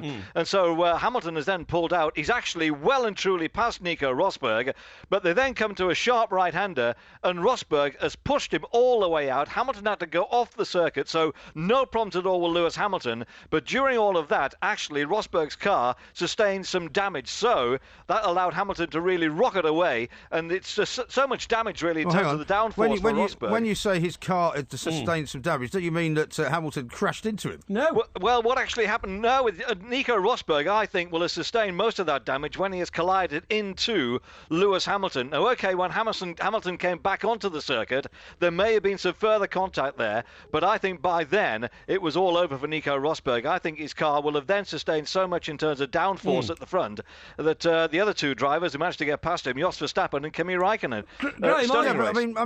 What are Mercedes going to do? I said the way this could work is that Rosberg could lose his bottle on the last lap with Hamilton breathing down his neck. That's exactly what happened, wasn't it? Yeah, I agree entirely. Thank I you. think it's got to one of those things where he's approached that penultimate corner, and Rosberg has thought, well, hang on a second, I've either got to try and take it too much, so in other words, he's been done on the braking, or he's thought, well, I'll try and just force him out. And, well, Lewis Hamilton at that stage, and the rule is if you have more than half the car in front of the person you're overtaking, the person on the inside should therefore give way to allow you through. So it's amazing, it really is. So it's now, 11 points in it now at the top of the Drivers' Rosberg Championship. 153, Hamilton 142, isn't it? That's right. So, I mean, unbelievable. I'll tell you what, it really you'd have to brings say, the title. Rosberg's not even on the podium, right? He's come in fourth place. I mean, if you're the guys running Mercedes, surely you're going to have to say, look, you're going to have another... Well, no, it's called racing, isn't it, Graham? No, it's not. It's not called racing. Don't call me Graham either. I'll start calling you Parry. I'll start calling you Parry. I'm talking to Graham, our expert, not Graham the fathead in the studio. I'll let you off. That is racing, Graham, isn't it? Sorry about this, Graham. I agree with you. And it's what actually draws us into Formula One. There's no point just having cars going around in procession all the time. It's great to see, actually, two drivers are really, really going for this. But it's all very well you saying that now, Graham. I mean, 10 minutes ago you were going, oh yeah, nothing's going to happen here. Rosberg's going to win. And you've been jumped over. You're criticising our Formula One correspondent. Yeah, I am, because you've allowed yourself to be trumped. Because you've made a fool of yourself. Bearded idiot in the studio here who now thinks he's an expert. Because you said Hamilton couldn't win, and now you're blaming. I didn't say that. You're blaming our Formula One experts. No, I said he could only win by crashing into Rosberg, which is exactly what he did. He didn't. He lost his bottle. Do you mind letting Graham speak? Yes. Carry on, Graham. But I mean, we love these sort of drivers, don't we? We do. It's why we're like Nigel Mansell. Yeah. When you go back to those sort of races. It's actually exactly how Porky drives around the streets. This is why his car tyres are always blowing up. I've never seen anybody, tailgating as so many people in the space of 24 hours. Graham, just looking to the future, I mean, this causes tremendous emotional damage to these guys, doesn't it? Leading the race, for the last 50 laps or something like that, and then losing it because he tactically got it so wrong on the last corner. Yeah, you're absolutely right. And he's been outdone, actually, by sheer class as well. I mean, Lewis Hamilton's a stunning driver. Yeah. And it is one of those things, if you had all the drivers in identical cars, Lewis Hamilton would be, he'd be head and shoulders above everybody else. He's so talented, he really is. Yeah. He's been unlucky this season. He's had some terrible starts, and he's also had quite a few misfortunes along the way. Not helped, of course, by the simple fact that the two Mercedes keep crashing into each other. And he's had garage problems, hasn't he? He's had all sorts. He was so much better than Rosberg, the Mercedes team decided to swap the mechanics over, didn't they? And I mean, if we go back to last season, the Mercedes, they were so reliable, they really were, but they haven't been that reliable this season. But unfortunately, the one car that's not been reliable has been Lewis Hamilton. So it's not been down to a lack of driving skill from his point of view. Yeah. But it's fantastic, it really is. It just means that everything now closes up at the top of the Drivers' Championship, and that's going to really wet things nicely for the remainder of the season. Did that 18-year-old kid come in on the podium? Tell us his name. Yes, he did. Max Verstappen. Well done. Yeah. Jos Verstappen. Yes, that's right. Yeah. That's right. Max was his father. Oh, that's right. Yeah, of course. Yeah. Well, but Max is the guy, isn't he? No, same family. But how did he get up to third? Because he started way back down, didn't he? That's right, he did. But it's one of those things where it comes down to tactics, and if you end up with some really, really good, some clever driving by these guys, and they're outstanding. They're absolutely outstanding when it comes to the sheer ability of the likes of Max Verstappen to come through and make sure that you can have the ability and the courage.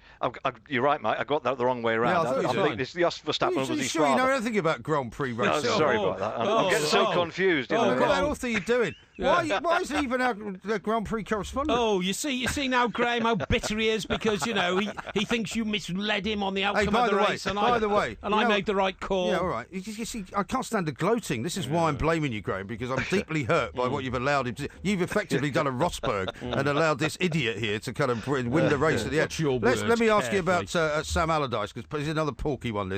He wants Sam Allardyce to be the next manager of England. What do you make of that? Well, it won't happen. I think that Lewis Hamilton. I think certainly now that Sam Allardyce has realised that he could actually start to do something at Sunderland. And towards the end of last season, the signings that Sam Allardyce made in the transfer window last January were outstanding, absolutely outstanding. And it's one of the few occasions where, how often do we see players that come into a football club and it takes them ages to settle down? Yeah. I'll tell you what, from Sam Allardyce's point of view, they came in, they all played really, really well. And they were all in the sort of positions where they needed some help. And it was a case of, square peg, square hole. But I think he still wants the job, Graham. I think he still wants the job. He's been turned down before, hasn't he? He's been turned down before, but he's never lost his ambition to be England manager. And, people I'm sort of aware of in the North East say he's as keen as ever to be the national manager. What do you mean people you're aware of in the North East? Well, I can't say too much. You know what I mean? Not those women we met in the shark bar. They're very attractive, I have to say. No, they didn't know much about football. I found out later. A bit like you, then. The one I would say has got a decent outside chance is Steve Bruce. Yes, I agree with that. Because for the simple reason being, I think that Steve now feels as though he's taken Hull City as far as it's ever going to go. Yep. And I also think he's probably getting just a little bit fed up of having to more or less speak and defend the way things are going on at the club about the name change. Yeah. There have been all sorts of ructions regarding season tickets. So what's happening with the owners as well?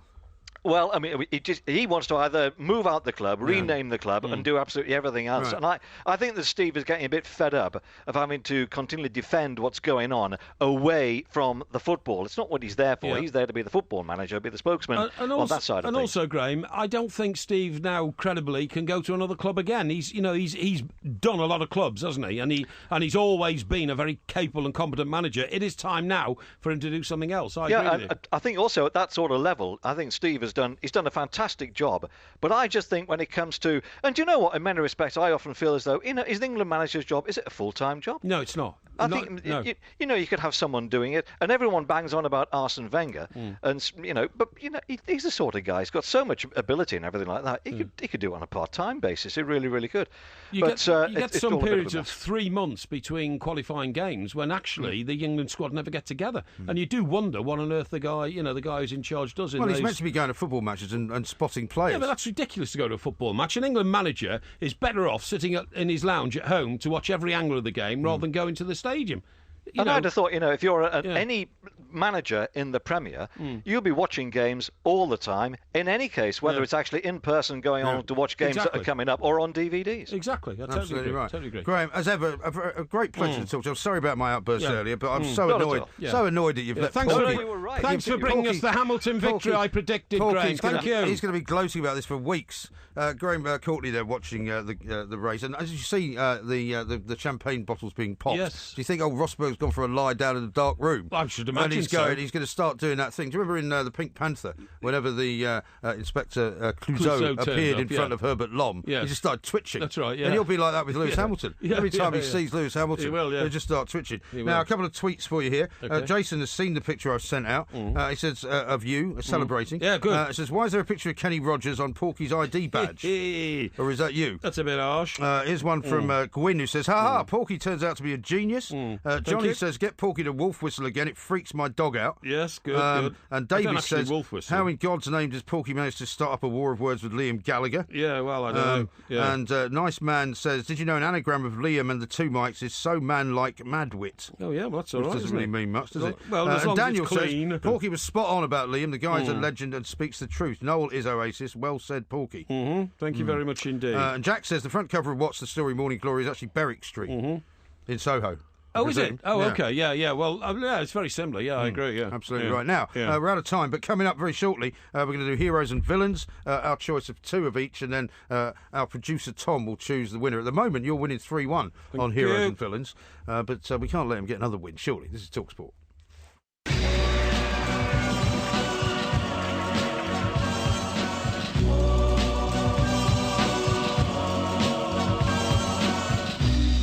That boy needs therapy. This is TalkSport. We are the two mics. We've got loads coming up. Heroes and villains very soon. We'll do listography. And coming up in the last hour, we're going to be speaking to Thomas Thordarson, who's an Icelandic journalist, looking ahead to the game tonight, of course, and also to discuss Iceland, your favourite country. First, though, because of all the rain we've had this week, we're actually playing at Wimbledon on Sunday. People's Sunday, they call it. Lisa O'Sullivan's watching for TalkSport. Lisa. Yeah, only 3 previous occasions when the weather has forced us into a middle Sunday at Wimbledon. And this is the 4th. We're trying to get the 4th round lineup completed. If we can do that in the men's and the ladies' singles, then we'll be back on schedule when play gets underway again tomorrow. All looking good so far in the women's. Serena Williams has won, beating Annika Beck, and she'll go on to play Svetlana Kuznetsova in the round of 16. Anastasia Pavlyuchenko's beaten Tamara Paczynski today, and Coco Vandeweghe is her opponent in the next round. Elena Vesina has booked her place in the round of 16, and we're waiting to see whether Makarova or Strichkova will be her opponent in that. In the men's draw, a little bit more work to be done. It is Puy who has booked his place, beating Del Potro, and he's going to take on the Australian Bernard Tomic. Richard Gasquet is through to a meeting with either John Isner or Joe Wilfried Tsonga. Now, that match is into a 5th set. John Isner really does play some big matches at Wimbledon against Frenchmen. 9 games all in the 5th on that. And the one that we're watching on court number 2 is Nick Kyrgios against Feliciano Lopez. That is because the winner of that will take on Andy Murray. Their assessor piece is 3 games all in the 3rd set. Thanks very much indeed, Lisa. Right, now I think it's time for heroes and villains, isn't it? Oh, we can be heroes just for one day.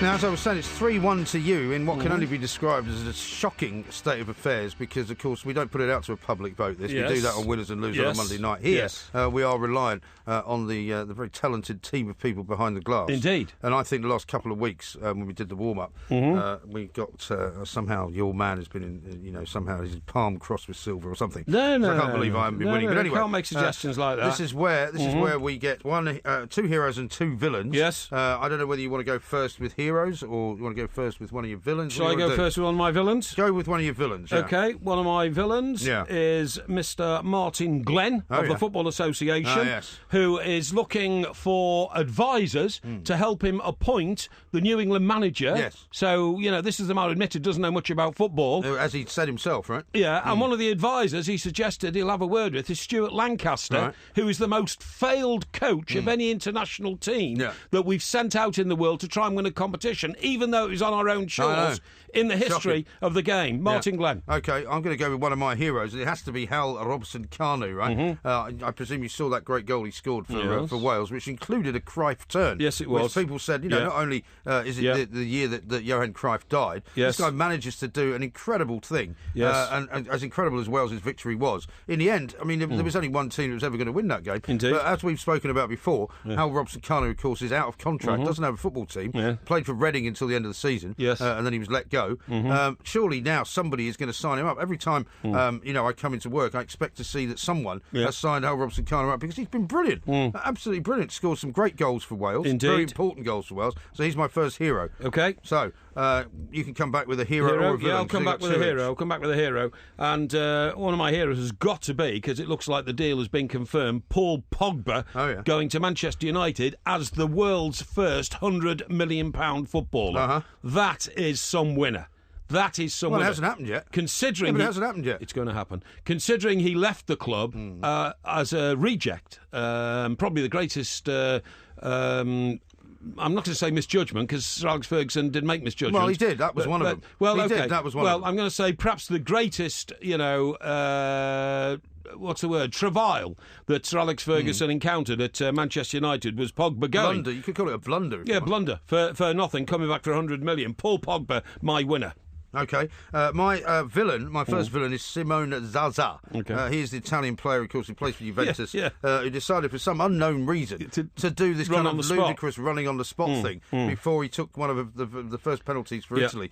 And, it's unbelievable that any footballer can miss a penalty from as far out as that. Exactly. Completely miss the goal. Exactly. I mean, I can understand the pressure. I can understand that, it can be a very, very sort of cauldron-like atmosphere. Yes. And I would accept it, if you try your best. But to anybody who ever does any one of those stupid run-ups, basically hardly ever works. And, I mean, just imagine, if he'd scored that, Italy would be into the semi-finals. Indeed. But as a result, I know it wasn't just his fault, but he's one of my first villains. So you've got, I think you've got one villain and one hero left. I have. I'm going to come up with another villain, OK? And the villain is Boris Johnson. It has to be. Right. Boris Johnson has smashed the government to pieces. There's now going to have to be a new leader of both the Tory party and the government. Whether that will lead to a general election within 12 months, nobody knows. He smashed David Cameron's career. David Cameron, his old Eton school mate and fellow Bullingdon Club member at Oxford. At Oxford University, right? You get points knocked off for inaccuracy. He's smashed up Michael Gove's career, although Michael Gove might have smashed it up himself. But basically, by attaching himself to Brexit and highlighting the Brexit campaign, he swung it for Brexit, and then nothing. He didn't even nominate himself as Prime Minister. So he's my major villain. Okay, my other hero of the weekend has got to be Sam Querrey. This is the guy who beat Novak Djokovic. Whether you say Djokovic wasn't on form, this guy beat him in 4 sets. Yes, indeed. He was very, very dominant in the game, and he's pretty much an unknown player. He comes to Las Vegas, Nevada, and he was. I think the highest he's ever been ranked in the world is something like 41st. I think he is seeded somewhere in the sort of top 20s or something like that. But he almost regretted playing tennis at one point. He wanted to play baseball. He goes in. Unfortunately, as these things happen at Wimbledon, normally, when a giant killing happens, the player then goes out in the next round. So hopefully that won't happen. Sure. He's got to be a hero. Very fine moment for him to beat the world's #1 player. Absolutely. At Wimbledon. Okay. You've got one hero left, have you? Sorry, one hero left. And my second hero, Zlatan Ibrahimovic, OK? Ibrahimovic? Yes, he is definitely coming to Manchester United. You mean Ibrahimovic? Yes, Ibrahimovic, that's the guy I mean. He's on a £220,000 a week salary. He's in the twilight of his career.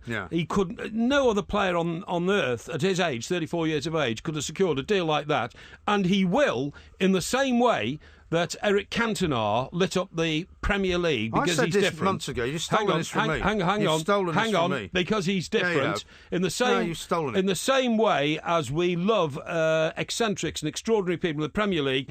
Yes, but the deal is now done. Zlatan Ibrahimovic has admitted for the first time he's going to become a Manchester United player. He is a winner. Okay. My other villain for the week is actually, this is unusual because it's not just looking back, it's looking ahead. I'm going to say Tony Blair, because Tony Blair is going to be very much in the news this week because because, of course, the Chilcot inquiry is going to come out. Yes. But he's not, instead of keeping a low profile, right, he's all over the TV telling everyone what his fault. What should be happening as far as Brexit is concerned. That's right, Oh, no, he's not talking about the Chilcot inquiry. No. What he's talking about, people are saying, of course, he's a war criminal, he should be charged. I don't actually go along with that. Yeah. But, I mean, he's just been talking today about how we must keep our options open following the vote to leave the European Union because the will of the people, he says, can change. What do you make of that? Well, so forget about democracy. Yes, that's right. Forget about having a referendum. Yeah. Basically, just hang around long enough and we'll reverse it. But that's almost like the French Revolution. Yeah, the will of the people will change in the way we want it to change. When we tell them, And when we want it to change. So I think that makes him a massive villain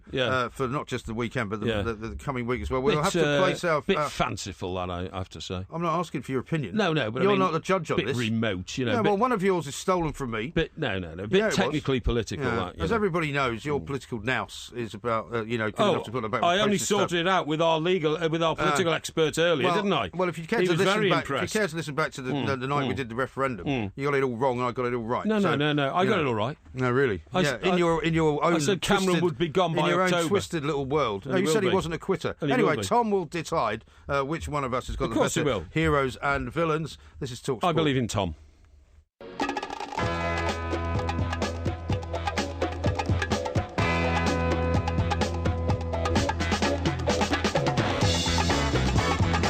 Good afternoon, I'm Mike Graham, he's Mike Parry. You're listening to Two Mikes on a Sunday. Unfortunately, Porky's had to forego his Sunday roast because we're probably not going to be able to eat anything now after this show until sometime later on. Yes. Coming up in this hour, we're going to go over to Iceland and talk to Thomas Thordarson, ahead of Iceland against France tonight. Should have been England, but of course England are out. Not only out, but don't have a manager either, Porky. Coming up, we'll do listography as well, so if you've got any ideas for that, do hashtag listography and send it in at the Two Mikes. You're listening to Two Mikes with me, Mike Graham, and Mike Parry on TalkSport.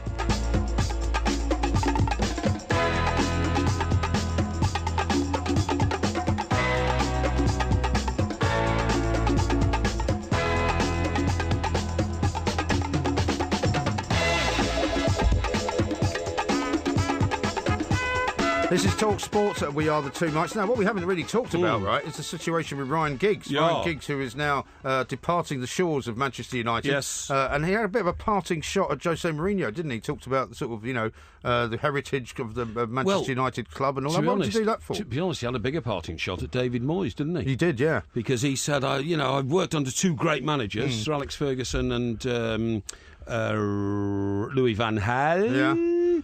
But he didn't mention the man in between. We haven't heard much from old Van Gaal. No, he's literally gone off to his villa in Portugal and said he's not going to speak to anybody for a month, hasn't he?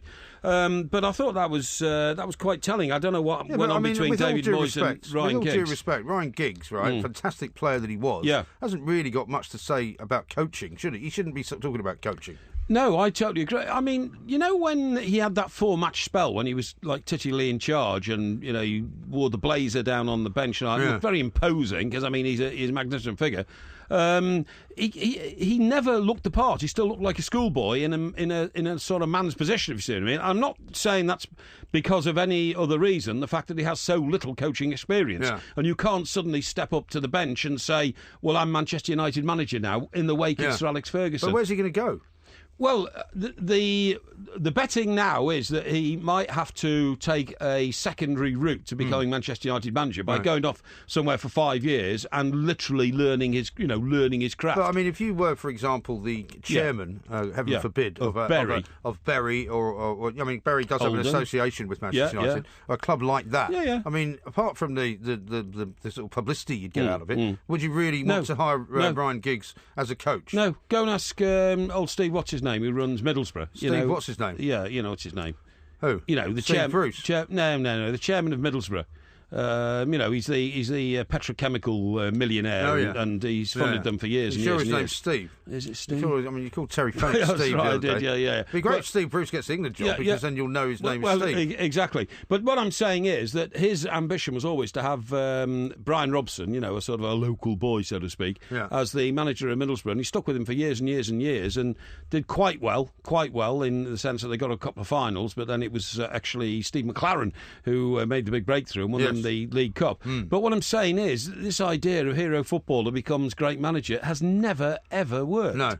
I mean, it worked under Kenny Dalglish, but that's because Kenny Dalglish was still part of a great Liverpool team. King Kenny. Yeah, player manager, then manager, and then the team fizzled out, when Kenny left, if you see what I mean. Yes. But he kind of kept the pot boiling, but did very, very well. He was very successful. He won the double in his first season. Yeah, right. But for a manager to come in from outside, if you see what I mean, yeah. because he's a star name, and it goes back as far as the World Cup players, like Bobby Charlton, doesn't work. Can you not make an exception, I suppose, and I'm arguing against myself here, but I mean, for Ryan Giggs, who was such a brilliant player, yes. I mean, if you're a player and you see somebody like Ryan Giggs walking into the dressing room, you're going to listen to how what he's got to say about how you play. Yeah, but that goes with Glenn Hoddle. That goes even more with Glenn Hoddle, because although Ryan Giggs... Still waiting by the phone, by the way. Yeah, he's still waiting by the phone. Yeah. Oh, yeah, I'll take a call from England if they call me. I don't know if they're going to call. Still waiting for the call. Yeah. What I'm saying is, Glenn Hoddle had even a bigger reputation than Ryan Giggs. Yeah. Even though Ryan Giggs won a magnificent number of trophies, including 13 Premier League titles. Yes. But Glenn Hoddle was seen to be the most creative footballer of his generation. Right. The man who could drop a pass on a sixpence 40 yards away and all this kind of stuff. And it never quite worked out for Glenn as a club manager. No. He'd be a big contender for the England job, by the way, because everybody thought he did a very good job for England. And I have to agree with that to a certain extent. But I don't think he's going to go. They're never going to go back. Yeah. And I mean, we did touch on this earlier. One Matter going to Everton. Yep. I mean, for what, 14 or 15 million or something like that. I mean, if that's the first signing they make, you'd have to be, as an Everton fan, rather disappointed. I mean, Koeman's now been there for a while. Yeah. He hasn't done anything. Yeah. We haven't had any major targets linked with Everton. You know, they were talking about £100 million war chest, which doesn't buy you that many players these days. Yeah, but of a superior quality. When you think that one of the great attributes of a manager is to go into a club and look at the current playing staff and see if you can make them work, and that's been proven by Claudio Ranieri. He didn't make a single signing before he kicked off last season. To the players that Nigel Pearson had put together. Then I don't blame him really for. And anyway, I think the transfer window only opened on Saturday, didn't it? July the 1st. I mean, we're already hearing Pogba's going for 100 million to Man United. I mean, who are Everton going to get for any less that's any decent that's going to help them, really? Well, I don't know, because I'm not a mind reader. 40 million. I'm not a mind reader. But I'll tell you what might work in their favour is the fact that Stones and Barkley never got a game in the disastrous Euro campaign run by Roy Hodgson. Yeah. They might actually be less damaged totally agree. than some of the other players who did. Totally agree. And also, two things there, actually, Mike. You're quite right. Less physically exhausted, but less damaged by reputation as being a flop. So I don't think their egos will be as badly smitten as, say, those of Cahill and players like that who were regular players. True. Regular, now, we've got a few bits of listography to talk about. Come on, then. So let me give you a few here. This is from Will. List the 3 things you would do if you won £1 million on the lottery. Okay. That's not a bad one. 3 worst hangovers you ever had and the stories behind them. I'm not sure I can give that sort of information away on the air. Simon says coldest or hottest places you've ever visited. Okay. Rodney says, as we're in transfer season, the 3 worst signings in English football. Let's see, how about this? I think we had this one the other day. I don't know if Porky would ever admit to it. 3 times you feigned illness from work. Well, you never really feigned illness from work. No. 3 animals you would like to see in the wild. 3 things you could do on TV as a duo. 3 dead people you'd like to meet. Well, that's like dinner for 4. And who were the 3 years you take? But they'd have to be dead. Yeah, but I mean, obviously not, physically dead. Do you know what? I think people could second guess us on that one already. Why? Well, one of mine would obviously be John Lennon. Well, I'll be doing that one then. Yeah, sorry? Do you want to do that one? No, don't do that one. You don't want to do that one? Because I don't think it's a big enough surprise to the listeners. I quite like what 3 things you do with the lottery. Yeah, because you're always doing the lottery, aren't you? Yeah, I do the lottery, I do, yeah. How much do you spend on it a year? I spend about £20 a week. £20 a week. So that's quite a lot of money, isn't it? Well, I suppose so. £1,000. I do it on Wednesdays and Saturdays. Yeah. Yeah, but I'll win big, you see, one of these days. I'll get it all back. You've spent £1,000 a year for how many years? Ever since the lottery came in, and the lottery came in, I think, in 95. Yeah. So it's 20 years. So you spent 20,000 quid on the lottery. Yeah. Well, I can put it like that. Plank. Yeah, I suppose so. Yeah. Absolutely ridiculous. Now, are we going to talk about Michael Cimino and yes, and your man? But I wanted to hear that haunting music. Well, we could probably hear the haunting music. That's terrible. It's one of the few. We were talking about Buffon crying. Yeah. It's one of the few films that I always cry at the end. Really? The Deer Hunter, no matter how many times I watch it. How can you not? I never cried. When they're sitting around the table singing God Bless America. Yeah. After the funeral. Yeah, sure, yeah. Of Nicky. I can't remember how it ends, actually. You can't remember how it ends? No, I remember all the rest of it. Well, which bit do you remember? I remember the bit when they're in the water pit in Vietnam, you know, and I remember and they're playing Russian roulette. Well, they come out, they bring them out the water pit. Mao. What a terrible way to keep your captives in a water pit full of... Would you ever play Russian roulette? Full of rats. No, it's a ridiculous no, I mean, in that game. situation. Eh? Well, of course it's a ridiculous game. You wouldn't play it. That guy from Chicago was playing it, do you remember? Yeah. The lead singer. And shot himself in the head. Oh, did he? Oh, I didn't know that, no. He got so bored. Yeah. Because he's such a successful rock star. Yes. And he was taking too many drugs. Yes. Didn't know what else to do with himself. Yeah. So him and his mate decided to play Russian roulette. And did they blow themselves away? He shot himself to death. Oh, right, OK. Yeah, well, that's not very good. Last time we saw it was in Peaky Blinders, where the mad Russian countess I should tell you. played it. Yeah. I started watching it. Yes. On, I think it was Friday night. Yes. What a great show. Exactly. I mean, again, I hate to say this, but you're absolutely right about it. Have you never seen it before? No. You've never seen Peaky Blinders before? I told you that. Which one did you start watching? I started watching the first episode. The very first? Yeah, because I'm going to watch all of it. OK. Right, now then, the reason we played that is because the producer... Michael Cimino. Yeah, tell me about him. Tell me about him. Well, Michael Cimino was a guy who actually didn't direct that many movies, actually. And an incredible guy, because the Deer Hunter film is thought to be, I would say, one of the greatest sort of Vietnam War films, and probably one of the best the greatest films of all time, right? And that scene you're talking about, I mean, everybody talks about it. The film won 5 Oscars, including Best Director for him, Best Supporting Actor for Christopher Walken. You know, Robert De Niro was in it, Meryl Streep was in it. Did Robert De Niro not get an award? I don't think he did, actually.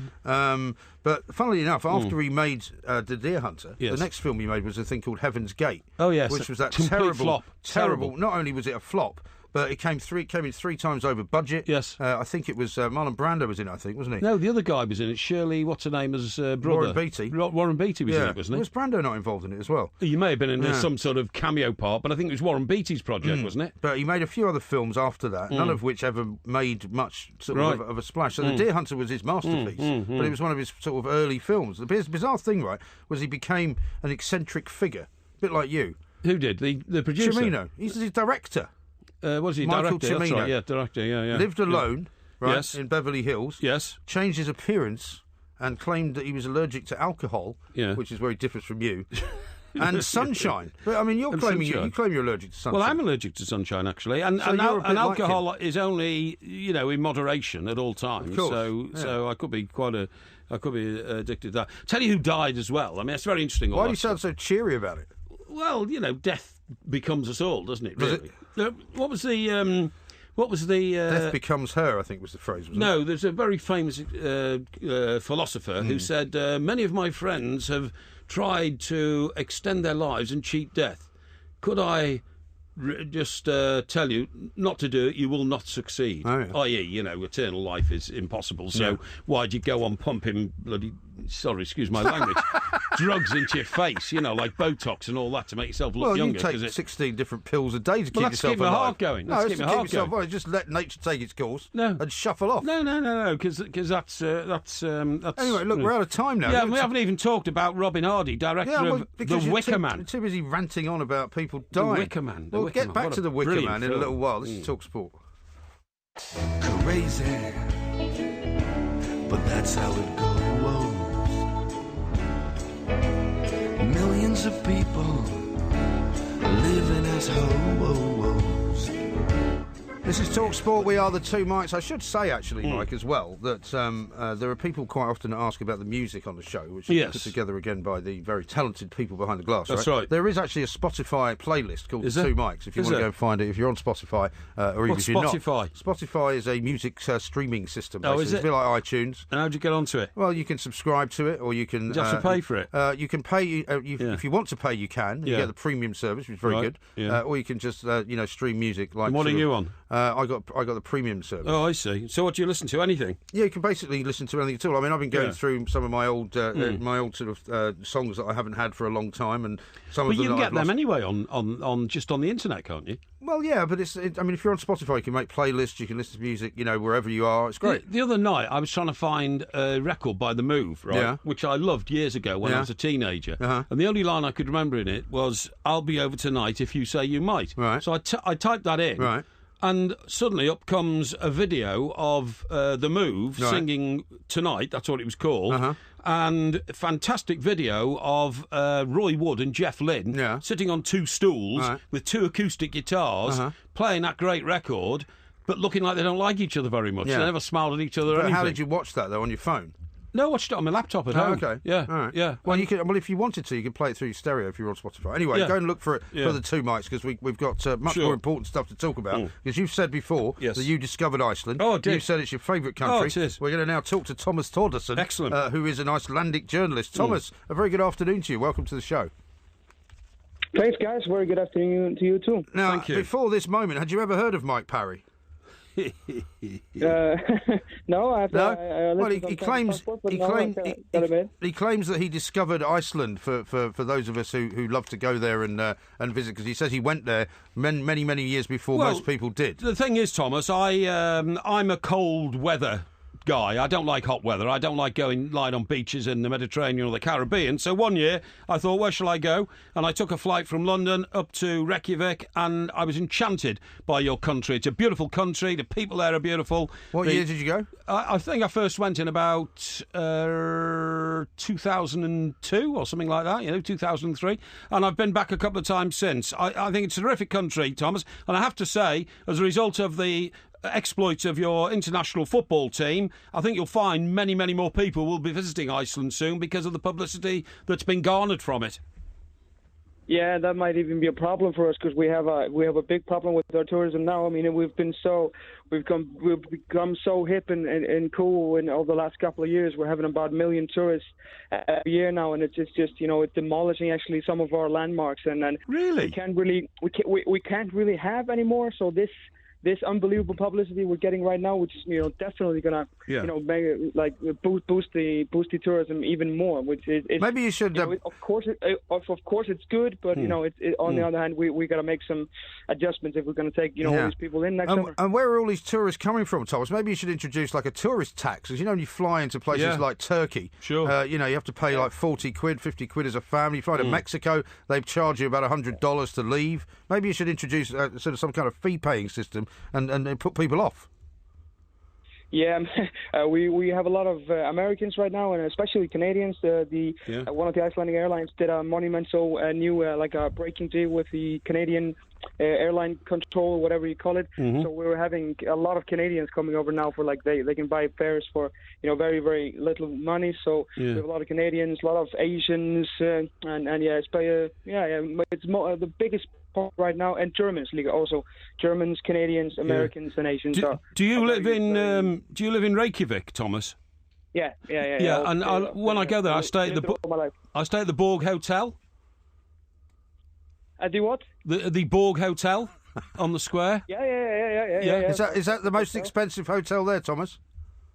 It might actually be. At least it's in the top 5. It's a very old, very prestigious hotel in a fantastic part of town. Well, it's actually just dead center in the right of town in the most famous square, right by the Parliament. It is. Indeed. So when you say that some of your landmarks are being sort of damaged and that kind of thing, are you talking about some of the volcanic sort of areas, or are you talking about some of the what exactly is being damaged? Can you be more specific? Yeah, it's like we have this very, very famous waterfall called Skógafoss, and I'm just talking about the pathways, and our only national park is really getting trampled, because we're not used to so many tourists. So when maybe 30,000-40,000 people come and walk the same pathway that was maybe made for 300 people. Sure. We're just we're living and learning, really, because we've never seen this kind of boost in the tourism industry. It's just been absolute bomb over the last 3-4 years. Yeah. Right. And what's going to happen later on tonight? Because obviously it's a big game. France playing Iceland. I mean, are the Icelandic people getting behind the football team? Because it's not really what you might describe as a football country, is it? It definitely. Well, I think it is. Absolutely. Absolutely. Yeah. To describe it as a football. Well, I mean, what I'm saying is Iceland's never been in a major competition before, right? No. We just love football. So this, this for us is just a dream come true. We'll have the latest news is we're going to have 6 big screens set up in all through Iceland in the biggest cities. Yes. 2 or 3 in Reykjavik, and then in the Westman Islands where our co-coach Heimir Hallgrímsson is from. And then in Akureyri, which is the capital of the north, and probably in the east and the west. and there's going to probably together there's going to be maybe hopefully 100,000 people watching outside. If we count all those players together, maybe 70, 80 to 100,000, and the rest are just going to watch on TV at home. It's the biggest day in the history of Icelandic sports. Amazing. And, we can't wait. And where will you be watching it, Thomas? Well, I'm talking to you right now from inside the Stade de France, where I will be covering the game tonight, like I did the whole tournament. Yeah. And amazing, really, isn't it, that a team like England, who supposedly is filled with all these very, very talented players and 60 million people paid ridiculous amounts of money to play football in the Premier League, and Iceland, a team who prepared so much better for the game, who played so much better during the game, and who were just brilliant as a team in general. It's just I still can't quite believe that Iceland have got as far as they have. Yeah, I mean, it's just it's really the old cliche, this beauty about football. Because if you were playing any other sport, like basketball or something, I mean, like 60 million people nation versus 300,000 people, you don't stand a chance. But if you come into a football game, like you of course know, and you've talked about probably a million times from the show, if you come into a football match well prepared, and you're willing to run and you're willing to defend. You can beat anybody. We beat the Dutch, the Turks, the Czechs, the Austrians, and now the English. So really, this is no surprise. And you might. I'm actually tipping Iceland to beat the French as well, just because of that. But is there any chance? The serious point is there any chance that your manager might wish to come and manage England after this tournament is over? Yeah, which one? Well, not the dentist. Lager. No, it's not Lagerson. It's Lagerbeck. Yeah. Lagerbeck, he would be the brilliant for you. I mean, what is England? Just an old school, very hardcore 4-4-2. I mean, that's English football at its best. He would do amazing things with the English team, but he has already said that he's not going to take another job. He's just going to. We're all tipping that he's going to be like a sports director at the Swedish FA or something. I'm pretty sure it's going to end up something like that. Lars Lagerbäck I promise you, he would raise the bar with the English national team, and he would get you to a semi-final or a final. I promise you that. Yeah. But he's not gonna take a job. I've no reason to disbelieve you after the pathetic performance that our manager Roy Hodgson put in. And can I ask you this, Thomas? Which of the team do you expect to will use this tournament as a platform to go on and have great football careers somewhere in Europe? Well, we all want Ragnar Sigurdsson, our central defender. You probably remember the tackle on Jamie Orr. Yes. The man of the match by a country mile versus England. We've all been waiting for him to get to the Premier League, and I know he's 30 years old, and there's this, kind of love of young players in the Premier League right now, but he definitely has 2 or 3 very, very good Premier League years in him. Right. He's a massive, lifelong Liverpool fan. Right. Liverpool has problems with the central defenders now. They're short of them, and it's absolutely in our minds. We know I'm a bit biased, but I've watched him play football for such a long time. I watched Liverpool week in and week out. Yeah. There's absolutely no reason why he shouldn't be one of 4, in the central defensive team, like one of 4 central defenders for Liverpool in the next season. He does not care who he's playing against. Right. He can play Sunday League football. He can play Premier League football, Champions League football. He does not matter. He always steps up to the occasion, and we're all hoping that he will get a massive transfer after the European tournament. Well, that's very, very Thomas, interesting. give us a quick prediction before we let you go. Who do you think's going to win? Well, my heart says 1-0 Iceland. My head says 2-0 France. Okay. Yeah, well, that's pretty. Well, we wish you the very best of luck, Thomas. Yeah, very best of luck indeed. And, pop into TalkSport if you're ever on your way back to Iceland via London. Please do. We'll show you some English hospitality. Indeed. Thank you very much indeed. Thomas Thordarson there from Iceland. Fascinating that he says that too many tourists come into Iceland now. Do you know what? You've obviously started I have a stampede. Kind of stampede. When I went, Mike, I'm not joking. Thomas very kindly said, you're staying to Walk Hotel. Yeah. It is one of the best. It's not Dutch. He said in the top 5, okay? Yeah. Now, when I was there, there weren't 5 hotels, honestly. Really? So when he said in the top 5, there was about 3. Yeah. There was one on the edge of the lake, and I think that was like a Radisson or something like that, There was a Borg Radisson Hotel. Blue, probably. No, it was before Radisson Blue. I think it was called the SS Radisson or something. SAS. No, SS. That's SAS. No, it's not. Honestly, it's SAS, some Scandinavian group. But it's SAS, Scandinavian Airways. Oh, it could have been. Yeah, that's right. Yeah, SS was something else. Yeah, but anyway, the point of the story is you stayed at the Borg and it was on the square and all that, and there were no other hotels. There were 2 streets of shops and expensive bars, and that was it. Yeah. And it was very quiet. So I'm not sure I'm going to enjoy going back if it's full of Canadians, Americans, Germans, and people who basically I wish weren't there. It's very kind of you. This is Talk Sport.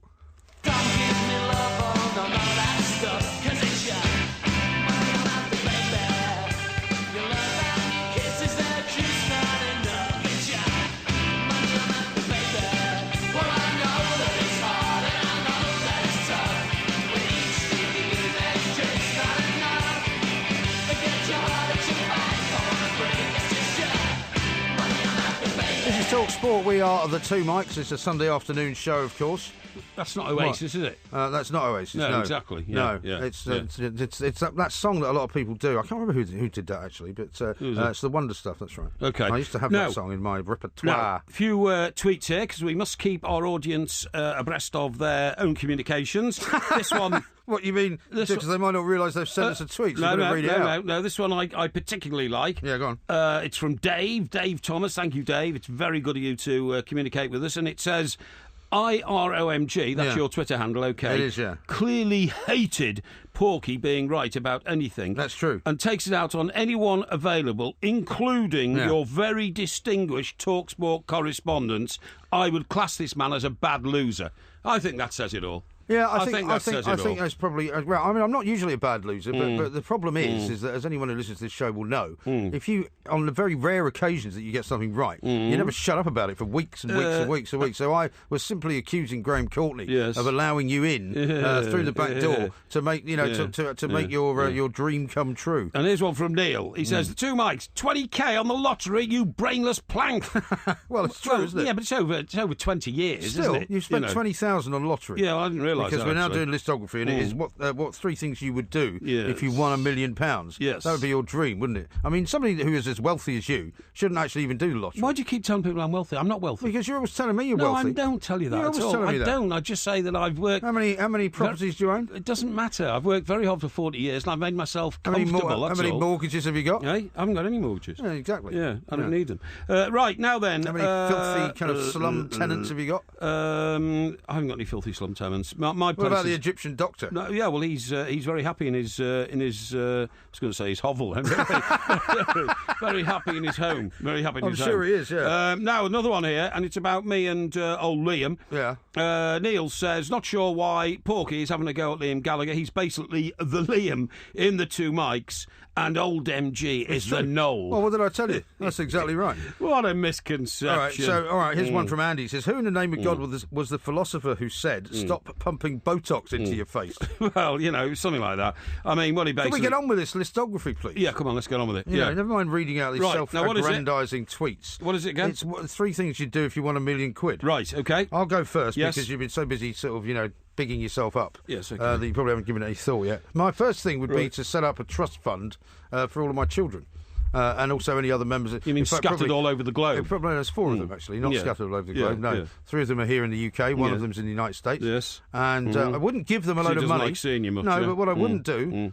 No, actually, I saw him just last month. That's right, yeah. Thanks for asking. Right, yes, go on. And I wouldn't, just load them down with money, because that would be wrong. Right. But what I would do is, because the oldest one, of course, is now 25. Yeah. Then 21, then, 11, then 9. Yes. And what I would do is make sure that, there's an amount of money for them. Yes. Perhaps after I've passed on, that they could access and use for whatever purpose they wanted. Very commendable. I think so. Yep. But I don't think it would be massive. It would be, 15,000, 20,000 each, something like that. Yeah, that's good, yeah. So that's the first thing I would do. Commendable, okay. Yeah, go on. Well, I would set up the Mike Parry Foundation. Sorry, what do you find? What's the problem? Well, because most people set up, most politicians, right? Yes. Set up the whatever it is foundation. Yes. In order to rake in huge amounts of money from public appearances. No. And then claim that they're giving some of it away to charity. No, I'd give it all away. I'd give it all away to charities. But, you see, which charities? You don't give to charity anymore because you got offended by that woman from Sight Savers. Here, Main Chance, right? Yeah. Main Chance is the sanctuary, the horse sanctuary down in Surrey, run by my very good friend, Jenny Seagrove. Yeah. And your lovely friend. Yeah. Well, you know, she's an actress. Not Mr. Kenwright's an amorata, for want of a better word? Yes, indeed, and she's a lovely lady, and she does fantastic work. Speaks very highly of you. Yes, she does, actually, and she told that to my niece. I'm surprised, actually, after the last time we saw her at Crystal Palace. She said your uncle is a great man. What? To my niece. She said that? Yeah, she said that, yeah. And what I'd do is I'd make sure that the Porky Parry Foundation would send money directly to places like that and not to huge international charities. Excuse me, which now waste 65% of their money on their running costs. There are, of course, tax advantages to having a foundation as well. And paying huge salaries to the people who run them, you know, to business. So would you hire anyone to run the business and pay them a paltry salary then? No, I would look for a lot of volunteer work to go into it. So you wouldn't want to pay anyone? Well, we'll see how it goes. But basically, it would be an act of giving. It'd be a tax dodge. No, an act of giving. An act of giving. All right. Second thing I would do, buy a Porsche. I promise myself that before I die, I will have a Porsche. Okay. And I don't know at the moment whether that's going to happen. I mean, it will happen, but I don't know quite yet whether it's going to happen very soon. Because I've probably got a couple of choices. As you know, I don't really. I'm not one of those people that loves to have a nice big flash car. Yes. So I'd be quite happy, for example, once the old jalopy finally runs out of road. Yes. I'd be quite happy to get like a second-hand 911 or something. Excellent. However, if I won £1 million, I'd probably go out and buy a Carrera 4S, brand new. Okay. That sounds good. Yeah. Sounds good. Right, my second one, I'd give half of it to you. What? I'd give half of it to you. This is a shocking thing. No, I'd give half of it to you because... Would you? You have just explained that you're a father of 4 and, you've... I'd like people to write this down. I'd like this to be placed in some kind of record, please. You've boldly explained how you've brought your children up, and they're good children. I haven't met your 2 young ones, actually, but I've met your 2 older ones. And you're going to meet them soon, They're good children. Yeah, I'm going to meet them soon. They're going to come in here. They come in London to see you. And I would say, all in all, you're a good father. So I would, in the absence of having children myself, help you out with the raising of your 2 youngest children, okay? Well, now you've now gobsmacked me now. You've put me in a position of very, very embarrassed silence. I can't help that, can I, Well, it was mate? really nice to me. I mean, you sent out, I know what's going on with you. You sent out a tweet of the weekend after I posted one of the dog. Yes. Who's tried to, by the way, who's tried to get a stick stuck in his throat today. So, terrible business. He also had to go to the vet. You put out a thing saying, actually, I was a very good guardian of Ziggy. Yeah, well, I hope you were. Well, no, I am, though. Yeah, but, I mean, you never say that. All right, I hope you are. Well, you have some kind of change of life. No.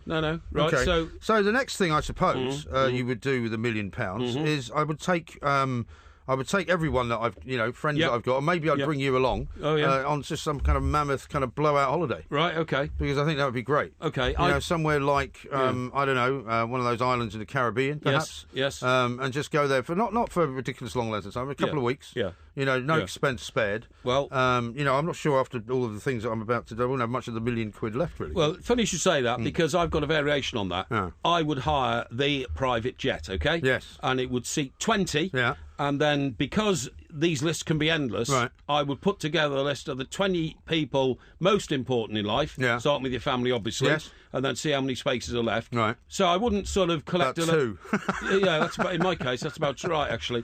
And I would say, right, we're all flying to Montserrat or something like that, okay?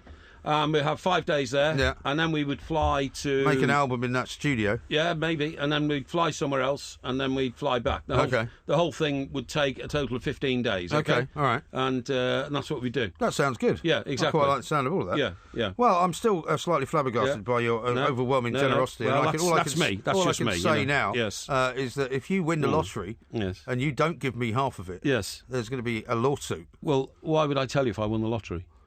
Really? You can go for no publicity. This is Talk Sport. I am come to the low country. Ho, ho, na,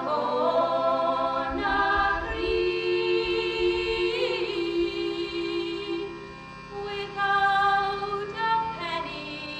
It's already given me the creeps just listening to the music. Is that the one in the pub? This is the where Britt Eklund arrives as the young barmaid. Well, this is just part of the soundtrack of the Wicker Man. Right. Okay. I mean, I can't remember exactly. I mean, I don't know the Wicker Man as well as you do, so you can tell me where. Incredible. But the children are all kind of weird looking, and there's all kinds of strange stuff going on. Oh, it's so weird. And the thing in the pub, Mike, is so weird because the policeman, played by what's his name? Edward Woodward, goes in there, and he's rather a Christian guy, which is the whole basis of the story. Really. really.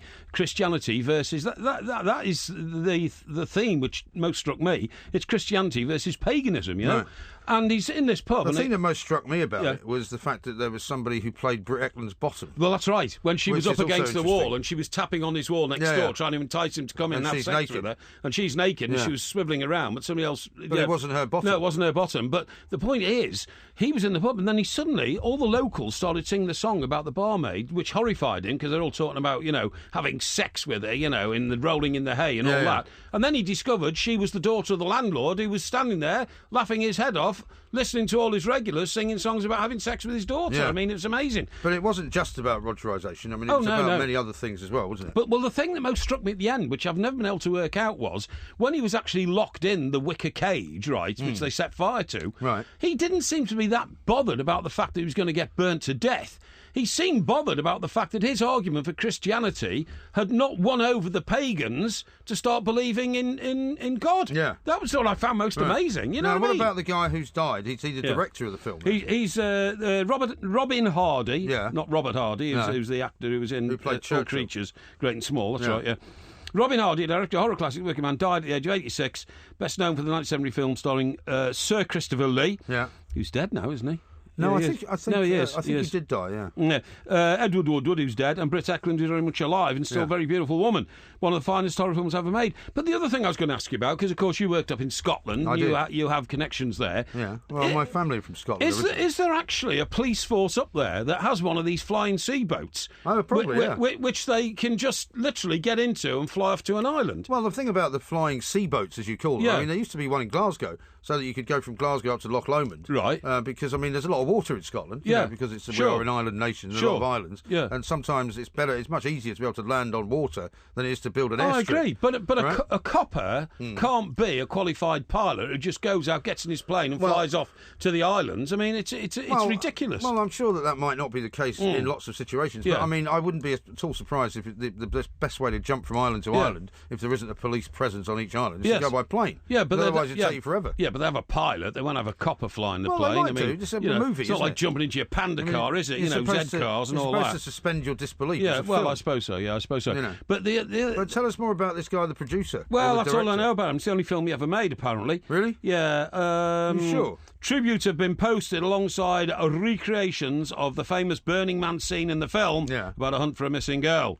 Film producer Jonathan Sothcott, who I've never heard of.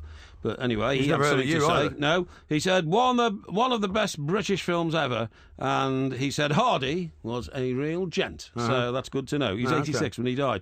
But it was a terrific film. Why doesn't it get shown over and over again? Because I hardly ever see it. Does it? Yeah, it's always on. Yeah, I mean, you can find it. I mean, you can find it. I'm pretty sure it's on Netflix, actually. Is it? If you could ever get yourself a Netflix, deal. Right. Now, you know that £1 million that we're going to win and fly around the world and all that in our private jet? Yeah. Can we make sure we touch down, please, in Jamaica? Why? Because Jamaica is to install cannabis kiosks at its airport terminals, right? So tourists can start using the drug as soon as they touch down. Like a sort of a gumball machine type thing? Like you put your money in. You put your money in, and you get a reefer comes out. Yeah, a reefer or something. Well, do you just get some cannabis resin that comes out of it? Well, it says officials looking at ways the country can cash in on cannabis, which Jamaica decriminalised last year in the hope of emulating the US, where legal sales of the drug raised £4 billion. Well, I mean, there's an awful lot of tax money being made in America, but of course it's not legal here. No. So you can't encourage people to go over there and I'm not encouraging anybody. I'm saying partake of the foul weed. You and I might. It says they plan to offer the drug. You and I might. Well, we might find that we're, You're on the radio now. You didn't realise that. No. I'm talking about in retirement if we've got a few aches and pains. Really? It's medicinal, isn't it? Is that what you're talking about? It's medicinal. OK. Right. I'm glad you cleared that up. Yes. They plan to offer the drug in arrival halls and seaports. Tourists would be able to register to use marijuana at the kiosks. Marijuana. You're like that guy from Salvador. Marijuana. Yeah. And then pick up the drugs before continuing to their holiday destinations. Proposals being examined by Jamaica's cannabis... Have they gone mad, by the way? I mean, do they really want people landing in the airport and staggering about, stoned out of their mind? Look, I mean, it's hard enough to find a shuttle bus, to whichever hotel you're going to. Yeah, but can you imagine them staggering running taxis and getting wiped out, It seems like a very bad idea. People arriving at their hotels, go for a quick swim, they never come back up again when they dive in. Exactly. And it says... very irresponsible. Proposals are being examined by Jamaica's Cannabis Licensing Authority, which changed the law on possession in February 2015. it legalised growing up to 5 cannabis plants for personal use.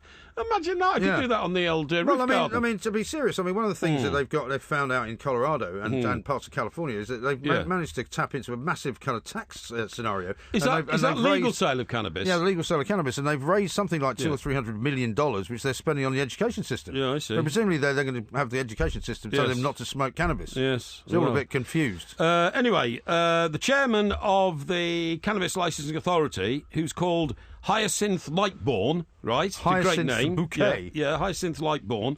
Said the thought is that if you're coming out of the airport, there's a kiosk you can go to. So basically, whoever is coming out of immigration can go to that desk and register. It would primarily be for people who have a prescription, and in effect, you're doing it for medicinal purposes with a permit from the Ministry of Health. Right. If they don't have a prescription, then they can do what we call self-declare. Yeah, self-declare. And this will allow them to have 2 ounces while they are here. No, but it's not going to help people like you, who generally land in any destination that you've arrived at, completely bladerated. Sometimes. Having been through the first class section. I was amazed. I got into Chicago once after flying there. Yeah, I can't even remember getting off the plane. Never mind being let into America. But anyway, there you go. I've got some tweets here for you. Right. Ryan says, Porky's niece must have more than one uncle. Surely she can't be talking about Porky. Paul says, unbelievable gesture from the Porkmeister. Thank you. £500,000 of guilt money for the Manhattan apartment. No, not guilt money. No. Freddie says, surely the fat Kenny Rogers should give MG all the million to settle his debt. Zobon says, did Porky just say he will give old MG's kids some of his money when he wins the lottery? I'm speechless. Yes. Very nice, Porky. Yes, thank you. Is Porky bladerated? Giving old MG, half of his winnings is very strange. Can't imagine. So now, people are already coming up with, nefarious motive for me to offer you such a generous well, to be fair, that's lump of cash. Because they know you, having listened to you for a very long time, and know you're not to be trusted. There's one here who's got it right. Porky, why on earth would you give half your cash to that gerrymandering fat face who sits next to you? We haven't got a ruling from Tom yet, have we, on the heroes and villains? Can we have one? Yeah. I mean, can you tell us who's won? Or can you tell us who's won? It's me, apparently. What? Well, it's me, for picking Tony Blair. No, he's only trying to balance things up because I was 3-1 ahead. Well, it's 3-2 now. Yeah. Are you going to congratulate me? Yeah, I've kind of lost a bit of respect for that boy. Yeah. He just buckled under pressure. Would you not know? Because of Tony Blair. Yeah. Tony Blair is the massive villain of the week, you've got to say. Oh, I don't think so. I think the massive villain of the week was the man I nominated. Who was who? I can't remember. You've forgotten. Who was it? Yeah, but he was a massive loser. Now, Anthony sent me a picture. What do you think? I think it looks like a Boxster, though. Let's have a look. It's a woman's Porsche, though, isn't it? That's a Boxster. It's not. I wouldn't say necessarily a woman's Porsche. No, I mean they're all around about the same shape Porsches, aren't they? No, they're not. No, they are. No, they're not. Yes. The 911's completely different. Yes. Anyway, he says, "Do you want to make me an offer?" Yeah, I'll give you a couple of grand for it. What year is it? And a free Mercedes M-Class from 15 years ago. Yes, exactly. That's I can't see actually. I don't want to read his license plate out. Right. Okay. Looks like 2002 maybe. Or okay. Maybe 2012, I don't know. Now, Mrs. Smith here, so obviously it's one of my female fans, says, as suspected... Well, you don't know, it could be just a ruse. As suspected, Porky Parry is a truly exceptional gentleman with his generous lottery winner offer. So, is she feeling all right? So, here, I just nearly choked on my Sunday bladderation refreshments. Not a chance Porky would give you half the money, Mike. Don't be taken in. That comes from Alan. Yeah, exactly. Hey, by the way, I meant to tell you about this. This is a great story I saw over the weekend. You know your mate that runs Wetherspoons, your favourite pub? Tim Martin. Tim Martin, yes. Terrific Chairman guy. and founder of the group JD Wetherspoons. You know that he 700 strong he's got. He's selling a few off, right? He gave £224,000 to the campaign to leave the EU, right? How much? 224,000. Right, okay. As a result a lot of money. As a result of the Brexit vote just over a week ago, he's had £18 million wiped off the value of his shares. Well, how can you connect that as a direct result, though? As a direct Well, what do you mean, connection? how can you connect it? Well, how can you? Well, because he was for the Leave campaign, yes, right? I agree. As a result of giving the Leave campaign money, and presumably helping them to win, the Leave result in the short term anyway, has resulted in 18 million quid being wiped off the value of Wetherspoons shares. Well, yeah, but I think there's also... How's it not connected? Well, because I think there must be another factor involved. No, there isn't. No, Mike. Did you not see how the FTSE collapsed? Hang on. The stock market is higher now than it was before the Brexit vote. Market, yeah, well, right? Well, yeah, but do you know why that is?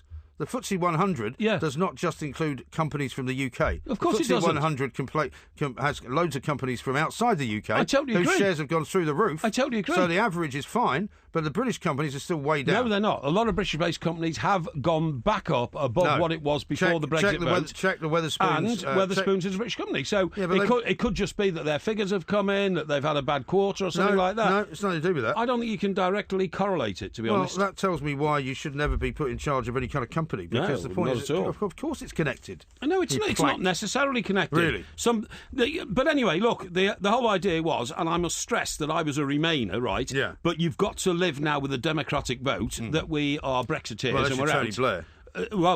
Unless you're Tony Blair, or unless you're like a lot of these sort of socialist type politicians who believe that democracy only works if the result goes your way. To be honest, and I'm not singling out socialists. Well, I'm not saying Tony Blair's a socialist. They seem to be the only people who've taken that view. Now, what I was going to say is that I've accepted now that we've got to get on with it, and I also accept, by the way, that the quality of people in this country is enormously high, generally speaking. Higher, I would say, than most continental countries. What do you mean?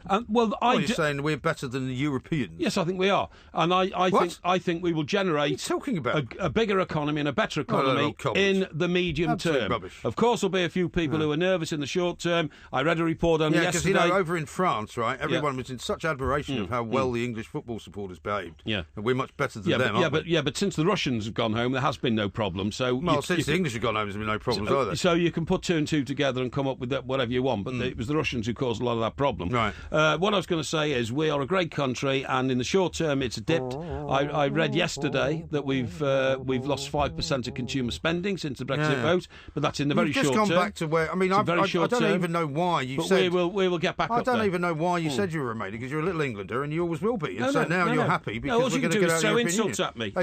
A year ago you said, I want to get out of the European Union. No, I did not. It's full of unelectable and unelected people. I've never said that. Yes, you have. I've never had that view. All right, do you want me to find it for you? Yeah, find it, because it doesn't exist. I'm telling you. We'll find it for you, Mr. Flip Flop, and we'll produce it on Monday night. Well, don't think you will. We will be back on the airwaves. Don't think you will, matey. Following what is happening tonight, which of course is France against Iceland. Yeah. I'm going for an Iceland win. What are you going for? I can't go for an Iceland win. I'd love to. I'm like our friend we spoke to from Iceland, who's in the Stade de France. Yeah. Hart says Iceland. He's a bit early, isn't he? 1-0. Well, he's setting himself up for the game. Head says 3-1 to France. What day is it? No. 3-1 to France. I would vouchsafe to say. All right. Well, we'll be back in a moment. This has been the Two Mics on a Sunday. There'll be a podcast coming out a little bit later on. Talk Sport. Yeah.